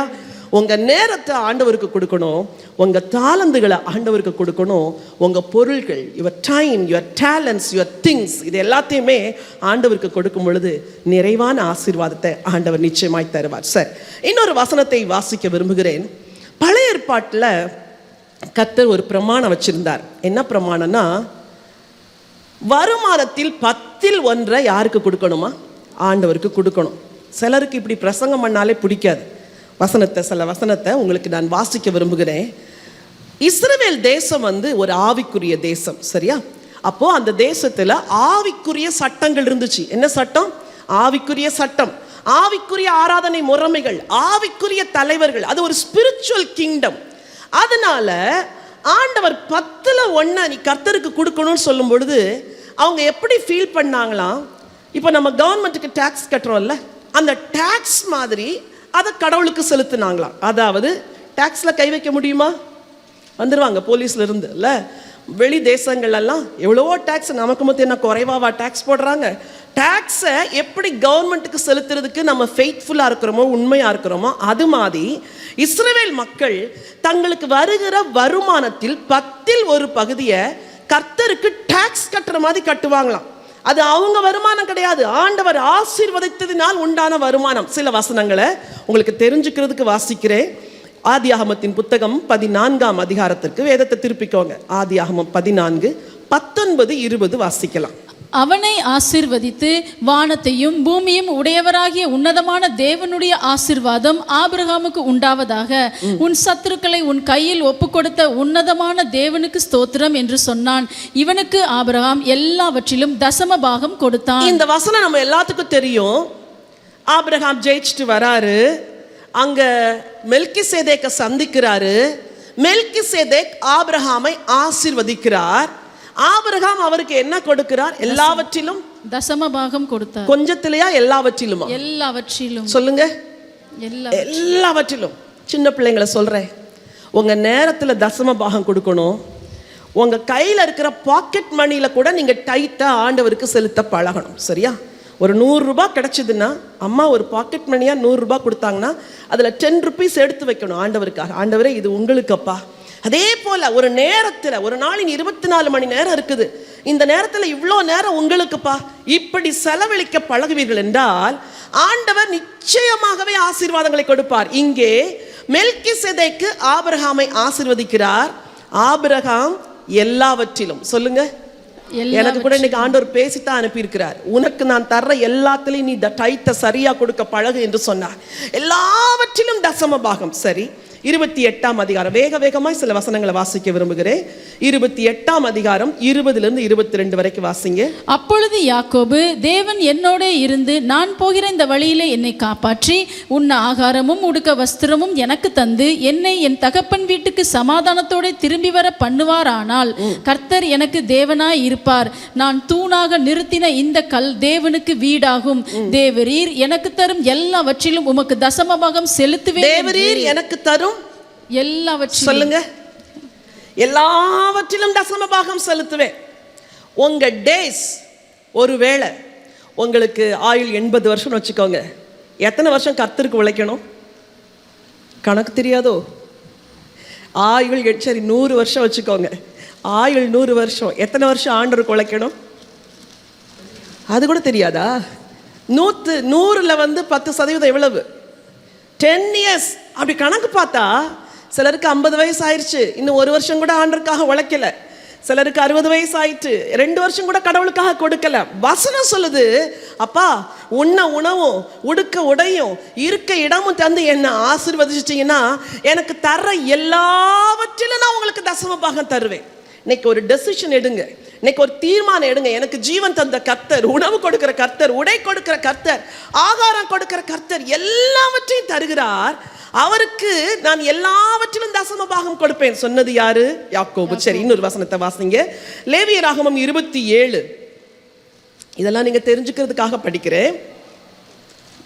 30 தேசத்திலே நிலத்தின் வித்திலும் விருட்சங்களின் கனியிலும் தசமபாகம் எல்லாம் கர்த்தருக்கு உரியது. எப்படியா? நிலத்தின் வித்திலும் விருட்சங்களின் கனியிலும் தசம பாகம் எல்லாம் கர்த்தருக்கு உரியது. அது கர்த்தருக்கு பரிசுத்தமானது. அப்ப டைத்ங்கிறது எப்படி பரிசுத்தமானது? அதுல நம்ம என்ன செய்யக்கூடாது? கை வைக்க கூடாது. ஓகே. ஒருவன் தன் தசம பாகத்தில் எவ்வளவாவது மீட்டுக்கொள்ள மனதாய் இருந்தானால் அதனுடைய 5ல் ஒரு பங்கை கூட்டி கொடுக்க கடவன். சரி, பின்னாக சொல்றாரு ஆண்டவர், பல காரியம் சொல்றாரு. இன்னொரு வசனத்தை வாசிக்க விரும்புகிறேன். எண்ணாகமம் 18:21. இதோ லேவியின் புத்திரர் ஆசரிப்பு கூடாரத்தின் பணிவிடையை செய்கிற அவர்களுடைய வேலைக்காக இஸ்ரவேலருக்குள்ளவைகள் எல்லாவற்றிலும் தசம பாகத்தை அவர்களுக்கு சுதந்திரமாக கொடுத்தேன். நல்லா கவனிங்க. இஸ்ரவேலர் கொண்டு வராங்களே டைத்து, அந்த டைத்தை வச்சுதான் லேவியர்கள் சாப்பிடுவாங்களாம். ஏன்னா லேவியர்களுக்கு வேற சுதந்திரம் கிடையாது, வேற பங்கு கிடையாது, கர்த்தரே சுதந்திரம். அப்போ இவங்க எல்லாம் கொண்டு போய் கொடுக்கும் பொழுது எப்படி நினைச்சு கொடுப்பாங்களாம்? நான் கொண்டு போற என் தசம பாகத்தை இந்த லேவியர்கள் எல்லாம் ஆண்டவருக்கு நல்லா ஊழியம் செய்யட்டும், ஆண்டவரை நல்லா சேவிக்கட்டும். அந்நாட்களில் லேவியர்கள் ஆலயத்தில் சரியா பராமரிக்கப்படாதனால பலர் ஓடி போயிட்டாங்களாம். அப்படிலாம் சரித்திரம் உள்ள இருக்குது. அப்போ கர்த்தருக்கு கொடுக்கிற அந்த அந்த தசம பாகத்துல தான் யார் அந்த நாட்கள்ல வாழ்ந்தது? லேவியர்கள் வாழ்ந்தார்கள். சரி, இன்னொரு சில வசனத்தை வாசிக்க விரும்புகிறேன். உபாகமம் 16:10 வாசிக்கலாம். அவைகள் முடிந்த போது வாரங்களின் பண்டிகையை உன் தேவனாகிய கர்த்தருக்கென்று ஆசரித்து உன் தேவனாகிய கர்த்தர் உன்னை ஆசீர்வதித்ததற்கு தக்கதாய். லிசன். உன் தேவனாகிய கர்த்தர் உன்னை ஆசீர்வதித்ததற்கு தக்கதாய் உன் கைக்கு நேர்ந்த மனப்பூர்வமான காணிக்கையாகிய பகுதியை செலுத்தி. சரி, லிசன் பண்ணுங்க, நான் சுருக்கமா சொல்றேன். பழைய ஏற்பாட்டுல 3 விதமா கர்த்தருக்கு காணிக்கை கொடுப்பாங்களாம். ஒன்று தசம பாகம், 2வது மனப்பூர்வமான காணிக்கை. அதாவது தசம பாகங்கிறது 10ல் 1. மனப்பூர்வமான காணிக்கை என்பது அதை ஒதுக்கிட்டு அதுக்கு மேல மீதி இருக்குதே 9%, அந்த 9%த்துல காடுக்கு பெஸ்டா கொடுப்பாங்களாம், மிக அதிகமாய் கொடுப்பார்களாம். அதுக்கு பேரு மனப்பூர்வ காணிக்கை. சொல்லுங்க, தசமபாக காணிக்கை, மனப்பூர்வ காணிக்கை. இது பழைய ஏற்பாட்டுல. ஆனால் புதிய ஏற்பாட்டுல ரொம்ப எம்பசைஸ் பண்ணது தர்மப்பணம். என்னது? தர்மப்பணம். எவ்வளோ விசுவாசிகள் கஷ்டப்பட்டதுனால அப்போஸ்தலர் என்ன சொன்னாங்களா, நீங்க தர்ம பணத்தை செலுத்தணும் அப்படின்னு. 2 கொரிந்தியர் 8:7 வசனம். அல்லாமலும் விசுவாசத்திலும் போதிப்பிலும் அறிவிலும் எல்லாவித ஜாக்கிரதையிலும் எங்கள் மேலுள்ள உங்கள் அன்பிலும் மற்றெல்லா காரியங்களிலும் நீங்கள் பெருகிருக்கிறது போலவே தர்ம காரியத்திலும் பெருக வேண்டும். என்ன காரியத்தில்? தர்ம காரியத்தில். சொல்லுங்க, என்ன காரியம்? தர்மம்னா யாருக்கு தெரியுமா செய்யணும்? திருப்பி நமக்கு செய்ய முடியாதவங்க இருப்பாங்க பாருங்க, அவங்களுக்கு செய்யறது தான் தர்மம். உங்க மனசை பரிசோதிக்க விரும்புகிறேன். கடைசியா உங்களுக்கு திருப்பி செய்ய முடியாத யாருக்கு நீங்க நல்லா செஞ்சீங்க? எல்லாமே எனக்கு, எல்லாம் எனக்கு, எல்லாம் எனக்கு இப்படி நினைக்கிறோமா? இந்த அன்றாட ஆகாரம் கூட இல்லாத ஏழைகள் எவ்வளோ பேர் இருக்கிறாங்க. நான் நல்லா உடுத்துறேன், உடுத்த திராணி இல்லாதவங்க எவ்வளோ பேர் இருக்கிறாங்க. நான் நல்லா வாழ்கிறேன், இந்த வசதி இல்லாதவங்க எவ்வளோ பேர் இருக்கிறாங்க. ஆண்டவரே, இனிமே நான் இந்த தர்ம காரியத்திலையும் நான் பெருகணும் ஆண்டவரே. நம்மளை சுற்றி எவ்வளோ ஏழைகள் வாழ்கிறாங்க. ஒரு விசுவாசியை பார்க்கும்போது அவங்க தேவை என்ன அப்படின்னு உங்கள் கண்டுபிடிக்கணும். ஒரு சர்ச்சுக்கு வர ஒருத்தரை பார்க்கும்போது அதில் யாராவது தேவையோடு இருப்பாங்க. அவங்க தேவை என்னன்னு கண்டுபிடிக்கணும். உங்களை சுற்றிலும் வாழுகிற மக்களுடைய வாழ்க்கையில் இருக்கிற தேவைகள் என்னன்னு கண்டுபிடிக்கணும். இந்த காணிக்கைக்கு பேர் தான் தர்ம காணிக்கை. என்ன காணிக்கை? அந்த நாட்களில் பல விசுவாசிகள் கஷ்டப்பட்டாங்களாம், தரித்திரத்தில் இருந்தாங்க, பஞ்சத்தில் இருந்தாங்க. அதனால திருச்சபை என்ன செஞ்சதான், ஒவ்வொரு சபையிலிருந்து தர்ம பணத்தை சேகரிச்சாங்களாம். அந்த தர்ம பணத்தை சேகரித்து கஷ்டப்படுகிற சபைக்கு கொண்டு போய் கொடுத்தாங்களாம். இன்னொரு வசனத்தை வாசிக்க விரும்புகிறேன். 2 கொரிந்தியர் 9ஆம் அதிகாரம் 6 வரைக்கும் வரைக்கும். பின்னும் நான் சொல்லுகிறது என்னவெனில், சிறுக விதைக்கிறவன் சிறுக அறுப்பான். சொல்லுங்க, சிறுக விதைக்கிறவன் சிறுக அறுப்பான், பெருக விதைக்கிறவன் பெருக அறுப்பான். அவனவன் விசனமாயும் அல்ல கட்டாயமாயும் அல்ல, தன் மனதின் நியமித்தபடியே கொடுக்க கடவன். உற்சாகமாய் கொடுக்கிறவனிடத்தில் தேவன் பிரியமாய் இருக்கிறார். மேலும் நீங்கள் எல்லாவற்றிலும் எப்பொழுதும் சம்பூர்ணமுடையவர்களாயும் சகலவித நற்கிரியைகளிலும் பெருகுகிறவர்களாயும் இருக்கும்படியா. எல்லாவற்றிலும் எப்பொழுதும் எப்படி இருப்பீர்கள்? சம்பூர்ணமாய். கொடுக்கிறதுனால குறைவோமா? வசனம் சொல்லுது, அவனவன் விசனமாயும் கிடையாது, கட்டாயமாயும் கிடையாது, தன் மனசுல நியமிச்சபடி கொடுக்க கடவன். கொடுக்கும் பொழுது எல்லாவற்றிலும் எப்பொழுதும் உங்களை சம்பூரணமாய் மாற்றி விடுவாராம். ஹல்லேலூயா. இவ்வளோ ஒரு ஆச்சரியமான ஒரு தேவன் பாருங்க, இவ்வளோ ஒரு அன்புள்ள ஒரு தேவன் பாருங்க. அவர் நினைச்சிருந்தா எல்லாரும் ஈக்குவலா படைச்சிருக்கலாம்ல. ஏன் ஒரு சிலரை கஷ்டப்படுறவங்களா படைச்சார்? ஏன் ஒரு சிலரை சாப்பாட்டுக்கு இல்லாதவங்களா படைச்சார்? ஏன் ஒரு சிலருக்கு வீடு இல்லாதவங்களா படைச்சார்? இருக்கிறவங்க இல்லாதவங்களுக்கு கொடுக்கணும். அதுக்கு தான் ஆண்டவர் அப்படி படைச்சார். அப்படி கொடுக்கும் பொழுது ஒரு அன்பு உண்டாகிறது. ஒரு ஆர்டிக்கிள் வாசிச்சேன். அந்த ஆர்டிக்கிள் என்ன சொல்லுதுன்னா, தனக்கு இருக்கிற நிறைவிலிருந்து இல்லாதவங்களுக்கு கொடுக்கும் பொழுது பிளட் ப்ரெஷர், சுகர் இதெல்லாம் குறையுதான். ஏன் அப்படின்னா மனதில் ஒரு பெரிய திருப்தி வருகிறதாம். அடுத்து இவங்களுக்காக நான் சம்பாதிக்கணுங்கிற எண்ணம் வருதான். அந்த எண்ணம் வரும் பொழுது அந்த ஆர்டிக்கிளில் ரிசர்ச் பண்ணி எழுதியிருக்கிறாங்க, பிபி சுகர் இதெல்லாம் கண்ட்ரோல் ஆகுதான். அப்போ எதுக்கு நமக்கு இதெல்லாம் கூடுதுன்னா, நாம் நமக்காகவே வாழ நினைக்கிறோம், நமக்காகவே உழைக்க நினைக்கிறோம், நம்முடைய பிள்ளைகளுக்காகவே சேர்க்க நினைக்கிறோம், நமக்காக வீடு மேல் வீடு வாங்க நினைக்கிறோம். இந்த சென்னை பட்டணத்தில் எத்தனை பேர் வெளி தேசத்தில் இருக்கிறாங்க, இங்க வீட்டை வாங்கி பூட்டி போட்டுட்டு போயிருக்கிறாங்க தெரியுமா? எத்தனை வீடுகள் பூட்டப்பட்டு கிடக்குது தெரியுமா? ஆனா எத்தனை விசுவாசிங்க வாடகை கட்ட முடியாம ஐயோ அவங்க படுகிற அவஸ்தையை கேட்டா நமக்கெல்லாம் மனசு உடையுது. இன்னைக்கு உங்க எல்லாரிடத்திலும் நான் பேசுகிறேன், நீங்க எல்லா காரியத்திலும் பெருகி இருக்கிறது போல பிறருடைய கஷ்டங்களை உணர்ந்து அவங்களுக்கு உதவி செய்கிற தர்ம காரியத்துல நீங்க பெருகும் பொழுது சொல்லுவாருங்கிறத நான் பைபிள்ல வாசிக்க விரும்புகிறேன். மத்தேயு எழுதின சுவிசேஷம், மத்தேயு 25:35. பசியாய் இருந்தேன், எனக்கு போஜனம் கொடுத்தீர்கள். தாகமாய் இருந்தேன், என் தாகத்தை தீர்த்தீர்கள். அந்நியனாய் இருந்தேன், என்னை சேர்த்து கொண்டீர்கள். வஸ்திரமில்லாதிருந்தேன், எனக்கு வஸ்திரம் கொடுத்தீர்கள். வியாதியாய் இருந்தேன், என்னை விசாரிக்க வந்தீர்கள். காவலில் இருந்தேன், என்னை பார்க்க வந்தீர்கள் என்பார். அப்படி சொல்லுவாரு. அப்போ அவங்க கேட்கிறாங்களாம், அப்பொழுது நீதிமான்கள் அவருக்கு பிரதியுத்தரமாக, ஆண்டவரே நாங்கள் எப்பொழுது உம்மை பசி உள்ளவராக கண்டு போஜனம் கொடுத்தோம்? நீங்க எப்பப்பா பசியோட இருந்தீங்க? நீங்க எப்பப்பா என்கிட்ட சாப்பாடு கேட்டீங்க? ஆண்டவரே நீங்க எப்ப வஸ்திரம் இல்லாத இருந்தீங்க? நீங்க எப்ப என்கிட்ட கேட்டீங்க அப்படின்னு அவங்க கேட்பாங்களாம். அப்ப ஆண்டவர் அதுக்கு பதில் சொல்றாரு, வாசியுங்கள். எப்பொழுது உம்மை அந்நியராக கண்டு உம்மை சேர்த்து கொண்டோம், எப்பொழுது உம்மை வஸ்திரமில்லாத கண்டு உம்மை வஸ்திரம் கொடுத்தோம். இவங்களுக்கே ஒரே கன்ஃபியூஷன். ஆண்டவரே நீங்க எப்ப சாப்பாடு இல்லாத இருந்தீங்க? நீங்க எப்ப போதுமானாலும் வஸ்திரம் இல்லாத இருந்தீங்க அப்படின்னு கேட்ட கேள்விக்கு ஆண்டவர் பதில் சொல்லுகிறார். அதற்கு ராஜா பிரதியுத்தரமாக, மிகவும் சிறியவராகிய என் சகோதரரான இவர்களில் ஒருவனுக்கு நீங்கள் எதை செய்தீர்களோ அதை எனக்கே செய்தீர்கள் என்று மெய்யாகவே உங்களுக்கு சொல்லுகிறேன் என்றார். ஹல்லேலூயா. ஆண்டவர் சொல்றார், இந்த சின்னவங்களுக்கு நீ என்ன செய்றியோ அதை எனக்கே செஞ்சு. எனக்கு கல்லூரி படிக்கிற நாட்கள்ல இருந்தே ஆண்டவர் இந்த ஏழை மக்களுக்கு உதவி செய்யணுங்கிற ஒரு ஹார்ட்டை எனக்கு அப்போவே ஆண்டவர் அந்த படிக்கிற காலத்திலிருந்தே கொடுத்திருந்தார். என் பாக்கெட் மணியில் சேர்த்து சேர்த்து சேர்த்து வைப்பேன். கொஞ்சம் தான், அப்போ கொடுக்குற பாக்கெட் மணிலாம் உங்களுக்கு கிடைக்கிற மாதிரிலாம் கிடைக்காது. உங்களுக்கு 500 ரூபாய்லாம் இப்போ சகஜமாக இருக்கும். எங்களுக்கு வந்து ஹவுஸ் ஏஜென்சி பண்ணும்போது ஸ்டைஃபண்டே அவ்வளோதான் கொடுத்தாங்க, சரியா? அப்படிப்பட்ட ஒரு காலகட்டத்தில் இருக்கிறதுல சேர்த்து சேர்த்து வச்சு யாருக்காவது கொடுப்பது எங்களுக்கு பிரியம். அதிலும் முக்கியமாக எவ்ரி வீக் ஹாஸ்பிட்டல் மினிஸ்ட்ரி போவோம். அப்போ அந்த ஹாஸ்பிட்டல் மினிஸ்ட்ரி போகும்போது நெடுநாளாக அந்த ஹாஸ்பிட்டலில் ஆர்த்தோ வார்டில் அங்கெல்லாம் பல மாதக்கணக்காக பேஷண்ட்ஸ் படுத்திருப்பாங்க. சிலரெல்லாம் சலிச்சு போய் கூட பிறந்தவங்க கணவன் மனைவிலாம் வந்து பார்க்கவே மாட்டாங்க. அந்த ஹாஸ்பிட்டலில் கொடுக்குற சாப்பாடு தான் அவங்களுக்கு சாப்பாடு. நாங்கள் என்ன செய்வோம், இந்த பாக்கெட் மணியை சேர்த்து சேர்த்து வச்சு அவங்களுக்கு போய் ஏதாவது வாங்கி கொடுப்போம். சண்டே ஆனால் ரொம்ப fresh and soft bread butter jam, அதுதான் எங்களுக்கு சண்டே மார்னிங் பிரேக்ஃபாஸ்ட். சாப்பிட ஆசையாக இருக்கும், ஆனால் அப்படியே வாங்கி 4 பேர் 5 பேர் நாங்கள் எல்லோரும் அதை பேக் பண்ணுவோம்.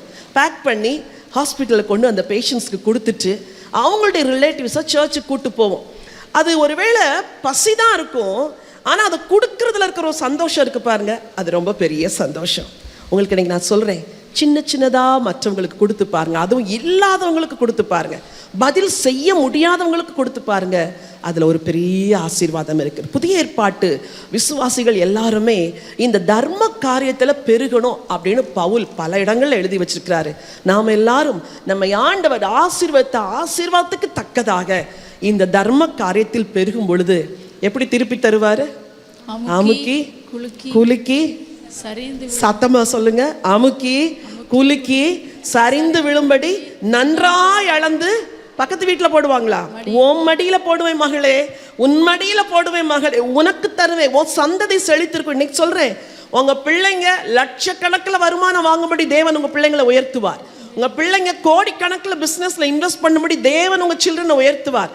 அதுக்கு நீங்கள் காட்ஸ் கிங்டமில் இன்வெஸ்ட் பண்ணீங்கன்னா உங்கள் பிள்ளைங்களை தேவன் மேலான நிலைமையில் இருப்பார். கடைசியாக நான் சொன்னேன், ஆண்டவருக்கு உங்கள் நேரத்தை கொடுக்கணும் அப்படின்னு சொன்னேன். ஆண்டவருக்கு உங்கள் தாளந்து, you have to give your time, talent, things, worldly things, treasure. இப்போ நம்ம படித்ததெல்லாம் உங்கள் ட்ரெஷர் பாக்ஸில் இருந்து ஆண்டவருக்கு என்ன கொடுக்கணும்? கடைசியில் ஒன்று ஆண்டவர் எதிர்பார்க்கிறார், ட்ரஸ்ட். உங்கள் வாழ்க்கையில் நீங்கள் ஆண்டவருக்கு உண்மை உள்ளவங்களாக இருக்கணும் அப்படின்னு ஆண்டவர் எதிர்பார்க்கிறார். எவ்வளோ பேர் இயேசுவை பின்பற்றி வராங்க, ஆனால் பலரிடத்துல உண்மை இல்லை, தெரியுமா? உண்மை உள்ள மனுஷன் என்ன பெறுவான்? பரிபூர்ண ஆசீர்வாதங்களை பெறுவான். ஊழியக்காரங்கன்னு சொல்லுவாங்க, உண்மை இருக்காது. விசுவாசிகள்னு சொல்லுவாங்க, உண்மை இருக்காது. கிறிஸ்தவங்கன்னு சொல்லுவாங்க, வாழ்க்கையிலேயும் உண்மை இருக்காது, வார்த்தையிலேயும் உண்மை இருக்காது. வேதம் முழுசும் ஆண்டவர் யாரை பிளஸ் பண்ணி உயர்த்தி வச்சாரு அப்படின்னு பார்த்தா உண்மை உள்ளவர்களை தான். சில வசனங்களை வாசிக்க விரும்புகிறேன், வாசிக்கலாம். அப்போஸ்தலர் நடபடிகள் 9ஆம் அதிகாரம் 15-16 வாசிக்கலாம். அதற்கு கர்த்தர், நீ போ, அவன் புறஜாதிகளுக்கும் ராஜாக்களுக்கும் இஸ்ரவேல் புத்திரருக்கும் என்னுடைய நாமத்தை அறிவிக்கிறதற்காக நான் தெரிந்து கொண்ட பாத்திரமாய் இருக்கிறான். ஆண்டவர் சொல்லுகிறார், நீ போ, ஒருத்தனை தெரிந்து கொண்டேன். யார்? அந்த சவுல். அவன் புறஜாதிகளுக்கும் ராஜாக்களுக்கும் இஸ்ரவேல் புத்திரருக்கும் என்னுடைய நாமத்தை அறிவிக்கிறதற்காக நான் தெரிந்து கொண்ட பாத்திரமாய் இருக்கிறான். ஆண்டவர் ஒருத்தரை சூஸ் பண்ணார். எங்கேயாவது பவுல் பின்வாங்கி போனாரா? எங்கேயாவது பவுல் வேற மாதிரி வாழ்ந்தாரா? எங்கேயாவது பவுல் அழைப்பை விட்டு டீவியேட் ஆனாரா? ஆகவே இல்லை. ஆண்டவருக்கு தெரியும், இவனை அழைச்சா இவன் கடைசி வரைக்கும் நிற்பான். இன்னைக்கு உங்களில் அநேகரை ஆண்டவர் இன்றைக்கு அழைக்க விரும்புகிறார். ஏதோ ஒரு நோக்கத்துக்கு, ஏதோ ஒரு சித்தத்துக்கு, ஏதோ ஒரு ஊழியத்துக்கு. சரி, அதே போல அப்போஸ்தலர் நடபடிகள் 26ஆம் அதிகாரம் 19வது வசனத்தை வாசியுங்கள். ஆகையால் அகிரிப்பா ராஜாவே, நான் அந்த பரம தரிசனத்துக்கு கீழ்ப்படியாதவனாய் இருக்கவில்லை. அகிரிப்பா ராஜாவே, எனக்கு ஒரு பரம தரிசனத்தை நம்பி கொடுத்தாரு, என்னை ட்ரஸ்ட் பண்ணாரு. நான் அந்த தரிசனத்துக்கு கீழ்ப்படியாதவனா இருக்கவில்லை. முன்பு தமஸ்குவிலும் எருசலேமிலும் யூதேயா தேசமெங்கும் உள்ளவர்களிடத்திலும் சரி, அவர் சொல்றாரு, என்னை நம்பி ஒரு தரிசனம் கொடுத்தாரு, என்னை கூப்பிட்டாரு, நீ எனக்கு ஊழியனா இருப்பேன்னாரு, நீ என் வேலையை உத்தமமா செய்வேன்னாரு, நீ புறவினத்தாருக்கும் ராஜாக்களுக்கும் என் நாமத்தை தெரிவிக்கிறதுக்கு என்னால தெரிந்து கொள்ளப்பட்ட பாத்திரம்னு சொன்னாரு. அகிரிப்பா ராஜாவே, அந்த தரிசனத்துக்கு நான் கீழ்ப்படியாதவனா இருக்கல. எனக்கு ரொம்ப அழைப்பு வந்துச்சு, என்னை உலகம் இழுத்துச்சு, என்னை பல காரியங்கள் பின்வாங்கும்படி சொல்லுச்சு, என் தரிசனத்தை நான் விடலை. இன்னைக்கு நீங்க ட்ரஸ்ட்வர்தி பீப்புளா இருக்கணும். இதைத்தான் ஆண்டவர் விரும்புகிறார். ஒரு வசனத்தை வாசிக்க விரும்புகிறேன். அப்போஸ்தலர் நடபடிகள் 13ஆம் அதிகாரம் 21, 22 ரெண்டே வாசிங்க. அது முதல் தங்களுக்கு ஒரு ராஜா வேண்டுமென்று கேட்டுக்கொண்டார்கள். அப்படியே தேவன் பென்யமீன் கோத்திரத்தானாகிய கீசுடைய குமாரனான சவுலை 40 வருஷ காலமாய் அவர்களுக்கு கொடுத்தார். பின்பு அவர் அவனை தள்ளி பின்பு அவர் அவனை தள்ளி ட்ரஸ்ட்வர்தியா இல்லை. 40 வருஷம் ராஜாவா இருந்தாரு. ஆனா முடிவுல ட்ரஸ்ட்வர்தியா இல்லாதனால தூக்கி போட்டார் ஆண்டவர். இந்த செஸ் கேம் விளையாடும் பொழுது அப்படி வந்து செக் வச்சுட்டா உடனே ஒரு காயினை தூக்கி என்ன செஞ்சிருவாங்க, அது குயின் கூட சில சமயம் என்ன செஞ்சிடும், வெளியே போயிடும். அப்படியெல்லாம் அநேகர் குயின் மாதிரி கிங் மாதிரி வாழ்ந்தவங்கெல்லாம் ஆண்டவர் ஓரம் கட்டிட்டார். ஏன் தெரியுமா? ஒரே ஒரு காரியம், உண்மை இல்லாத தன்மை ட்ரஸ்ட்வர்தியா இல்லாததுனால தேவனுடைய அழைப்பிலிருந்து விழுந்தவர்கள் அநேகர். இன்னைக்கு உங்கள்கிட்ட கேட்கிறாரு, ட்ரஸ்ட்வர்தியா இரு, நம்பிக்கைக்கு பாத்திரமாயிரு, சொன்னதை செய்யறத சொல்லு, உண்மையாயிரு, பொய் பேசாத. வசனம் அடுத்து வாசிமா. தாவீதை அவர்களுக்கு ராஜாவாக ஏற்படுத்தி ஈசாயின் குமாரனாகிய தாவீதை என் இருதயத்திற்கு ஏற்றவனாக கண்டேன். அவன்கிட்ட திறமைய பார்க்கல, தாளந்து பார்க்கல, அழக பார்க்கல, ஐஸ்வரியத்தை பார்க்கல, ஆஸ்தியை பார்க்கல, ஒன்ன பார்த்தேன். He is a man after my heart. Are you a woman after God's heart? Are you a man after God's heart? வாலிப பிள்ளைகளே, உங்களை அன்பா கேட்கிறேன். உங்களை அழைச்ச ஒரு ஆண்டவர் இருக்கிறார், உங்களை நேசிக்கிற ஒரு தெய்வம் இருக்கிறார். அவர் உன்னை அழைத்தார். இன்னைக்கு உன் இருதயத்தை நீ பரிசோதிக்கணும்னு நான் விரும்புகிறேன். தாவீதை போல உன் இருதயம் ஆண்டவருக்கு ஏற்றதா இருக்கிறதா? உன்னை நம்பி ஆண்டவர் பொறுப்பை கொடுப்பாரா? உன்னை நம்பி ஆண்டவர் உத்தரவாதத்தை கொடுப்பாரா? உன்னை நம்பி ஆண்டவர் உன்னை உயர்த்த முடியுமா? உயர்வு வரும் பொழுது நீ உண்மையா இருப்பியா? இந்த ஒன்றை தான் ஆண்டவர் கேட்கிறார். இங்கே இருக்க எல்லார்ட்டையும் ஆண்டவர் எதை தெரியுமா எதிர்பார்க்கிறார்? நீ உண்மையா இருப்பியா? ட்ரஸ்ட்வர்தியா இருப்பியா? நீ என்னை உண்மையா ஃபாலோ பண்ணுவியா? ஈசாயின் குமாரனாகி தாவீதை என் இருதயத்திற்கு ஏற்றவனாய் கண்டேன், எனக்கு சித்தமானவைகள் எல்லாம் அவன் செய்வான் என்று அவனை குறித்து சாட்சியும் கொடுத்தார். இதுதான் கொடுத்தார். ஈசாயின் குமாரனாகிய தாவீது ட்ரஸ்ட்வர்தியா இருப்பேன் ஆண்டவரே, நான் உண்மையா இருப்பேன் ஆண்டவரே. ஒரே ஒரு இடத்துல தான் தவறிட்டார், ஆனா ஃபுல்லா உண்மையா இருப்பேன்னு சொன்னாரு. அதுக்கு பலன் அமுக்கி குலுக்கி சரிந்து விழும்படி எப்படி கொடுத்திருக்கிறாரு? 23 வாசிங்க. அவனுடைய சந்ததியிலே தேவன் தமது வாக்குத்தத்தத்தின்படியே இஸ்ரவேலுக்கு இரட்சகராக இயேசுவை எழுப்பினார். இதை விட என்ன பிளஸ்ஸிங் வேணும்?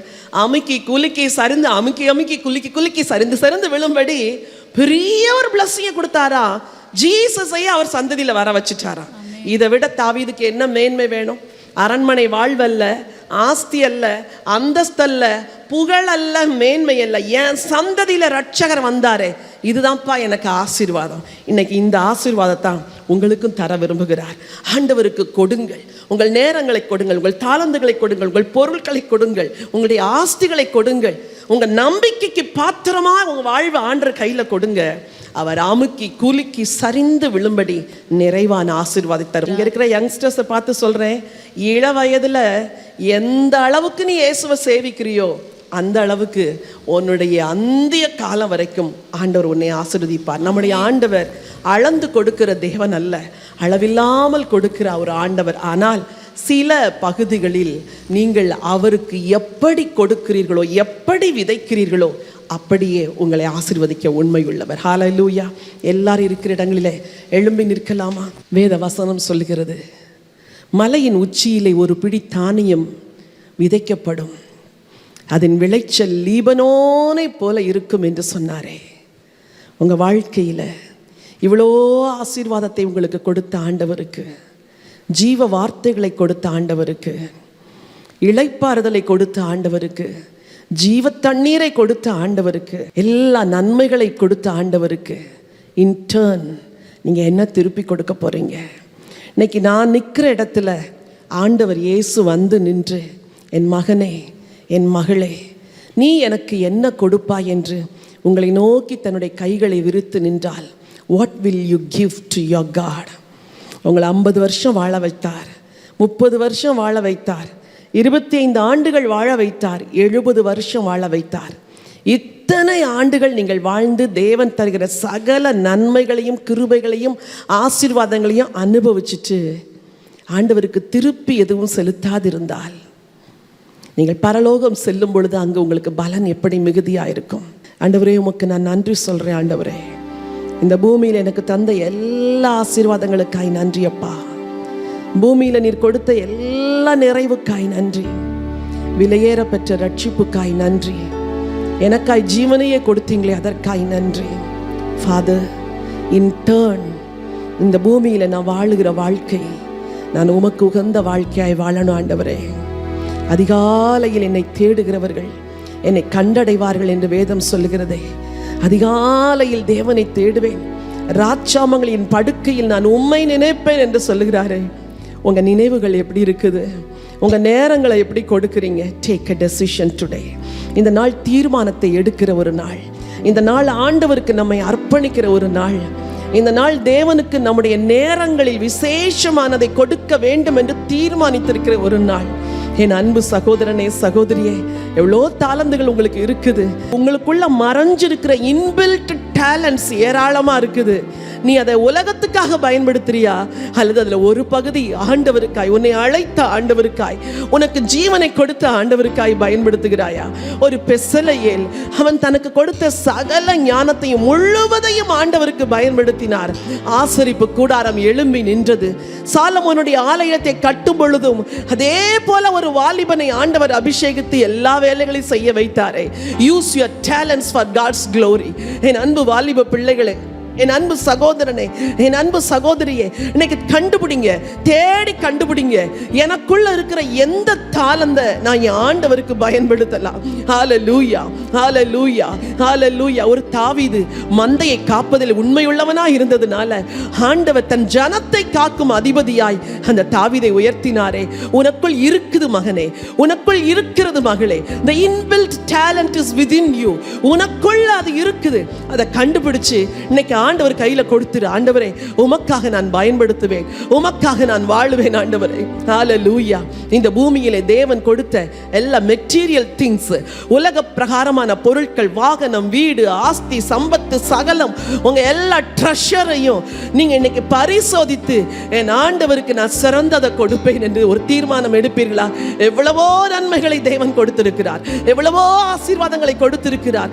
அவர் கொடுத்த அளவின்படி நீங்க திருப்பி கொடுக்கணும்னா எவ்வளவோ கொடுத்திருக்கணும். அவர் அதையெல்லாம் கேட்கல. உன் இருதயத்திலிருந்து மனப்பூர்வமா எதை கொடுக்கணும்னு நினைக்கிறியோ, அன்னைக்கு ஆசரிப்பு கூடாரத்துக்கு ஜனங்கள் கொடுத்தது போல நீ மனப்பூர்வமா எனக்கு என கொடுக்க வேண்டும் என்று விரும்புகிறேன் என்று ஆண்டவர் உங்களோடு கூட பேசுகிறார். எல்லாவற்றுக்கும் மேலாய் he expects your trustworthiness. ஈசாயின் குமாரனாகிய தாவீதை என் இருதயத்திற்கு ஏற்றவனாய் கண்டேன். எல்லாரும் வலது கரத்தை எடுத்துக்கோங்க, இருதயத்தின் மேல வைங்க. உங்க இருதயத்தை பார்த்து சொல்லுங்க. உங்க இருதயத்தை நீங்களே பரிசோதிங்க. ட்ரஸ்ட்வர்தி பர்சனா நான் இருக்கிறேன் ஆண்டவரே. கிறிஸ்தவன் என்று சொல்லி, கிறிஸ்தவள் என்று சொல்லிவிட்டு நான் மாய்மாலமாய் வாழ்ந்தால் அது உமக்கு அபகீர்த்தி அல்லவா? உண்மையற்று வாழ்ந்தால் அது உமக்கு அபகீர்த்தி அல்லவா ராஜா? என்னை கழுவிருங்க ஆண்டவரே, என்னை கழுவிருங்க ஆண்டவரே. எல்லாரும் இன்னைக்கு இந்த ஒரு தீர்மானத்தை எடுத்துட்டு போங்க. ஈசாயின் குமாரனாகிய தாவீதை என் இருதயத்திற்கு ஏற்றவனாய் கண்டேன் என்று சொன்னவர். தாவீது ஓடி ஓடி உழைத்து உழைத்து உழைத்து சேர்த்து சேர்த்து ஆண்டவருக்கு ஆலயத்தை கட்டினார். அவர் சந்ததியிலே கிறிஸ்து வாக்குத்தத்தத்தின்படி வந்து பிறந்தாரே. உங்க சந்ததியெல்லாம் ஆசீர்வதிக்கப்படும். C minor. Hallelujah, hallelujah. உம்மையே நான் நேசிப்பேன், உம்மையே நான் நேசிப்பேன், உம்மையே நான் நேசிப்பேன். உன்னதர் நீரே, உம் சந்நிதியில் முழங்காலில் நின்று உம் பாதையில் நான் நடந்திட்டால், உம் சந்நிதியில் முழங்காலில் நின்று உம் பாதையில் நான் நடந்திட்டால், இன்னல் துன்பமே வந்தாலும் நான் பின் திரும்பேனே. எல்லாரும் சொல்லுமே, உம் சந்நிதியில் முழங்காலில் நின்று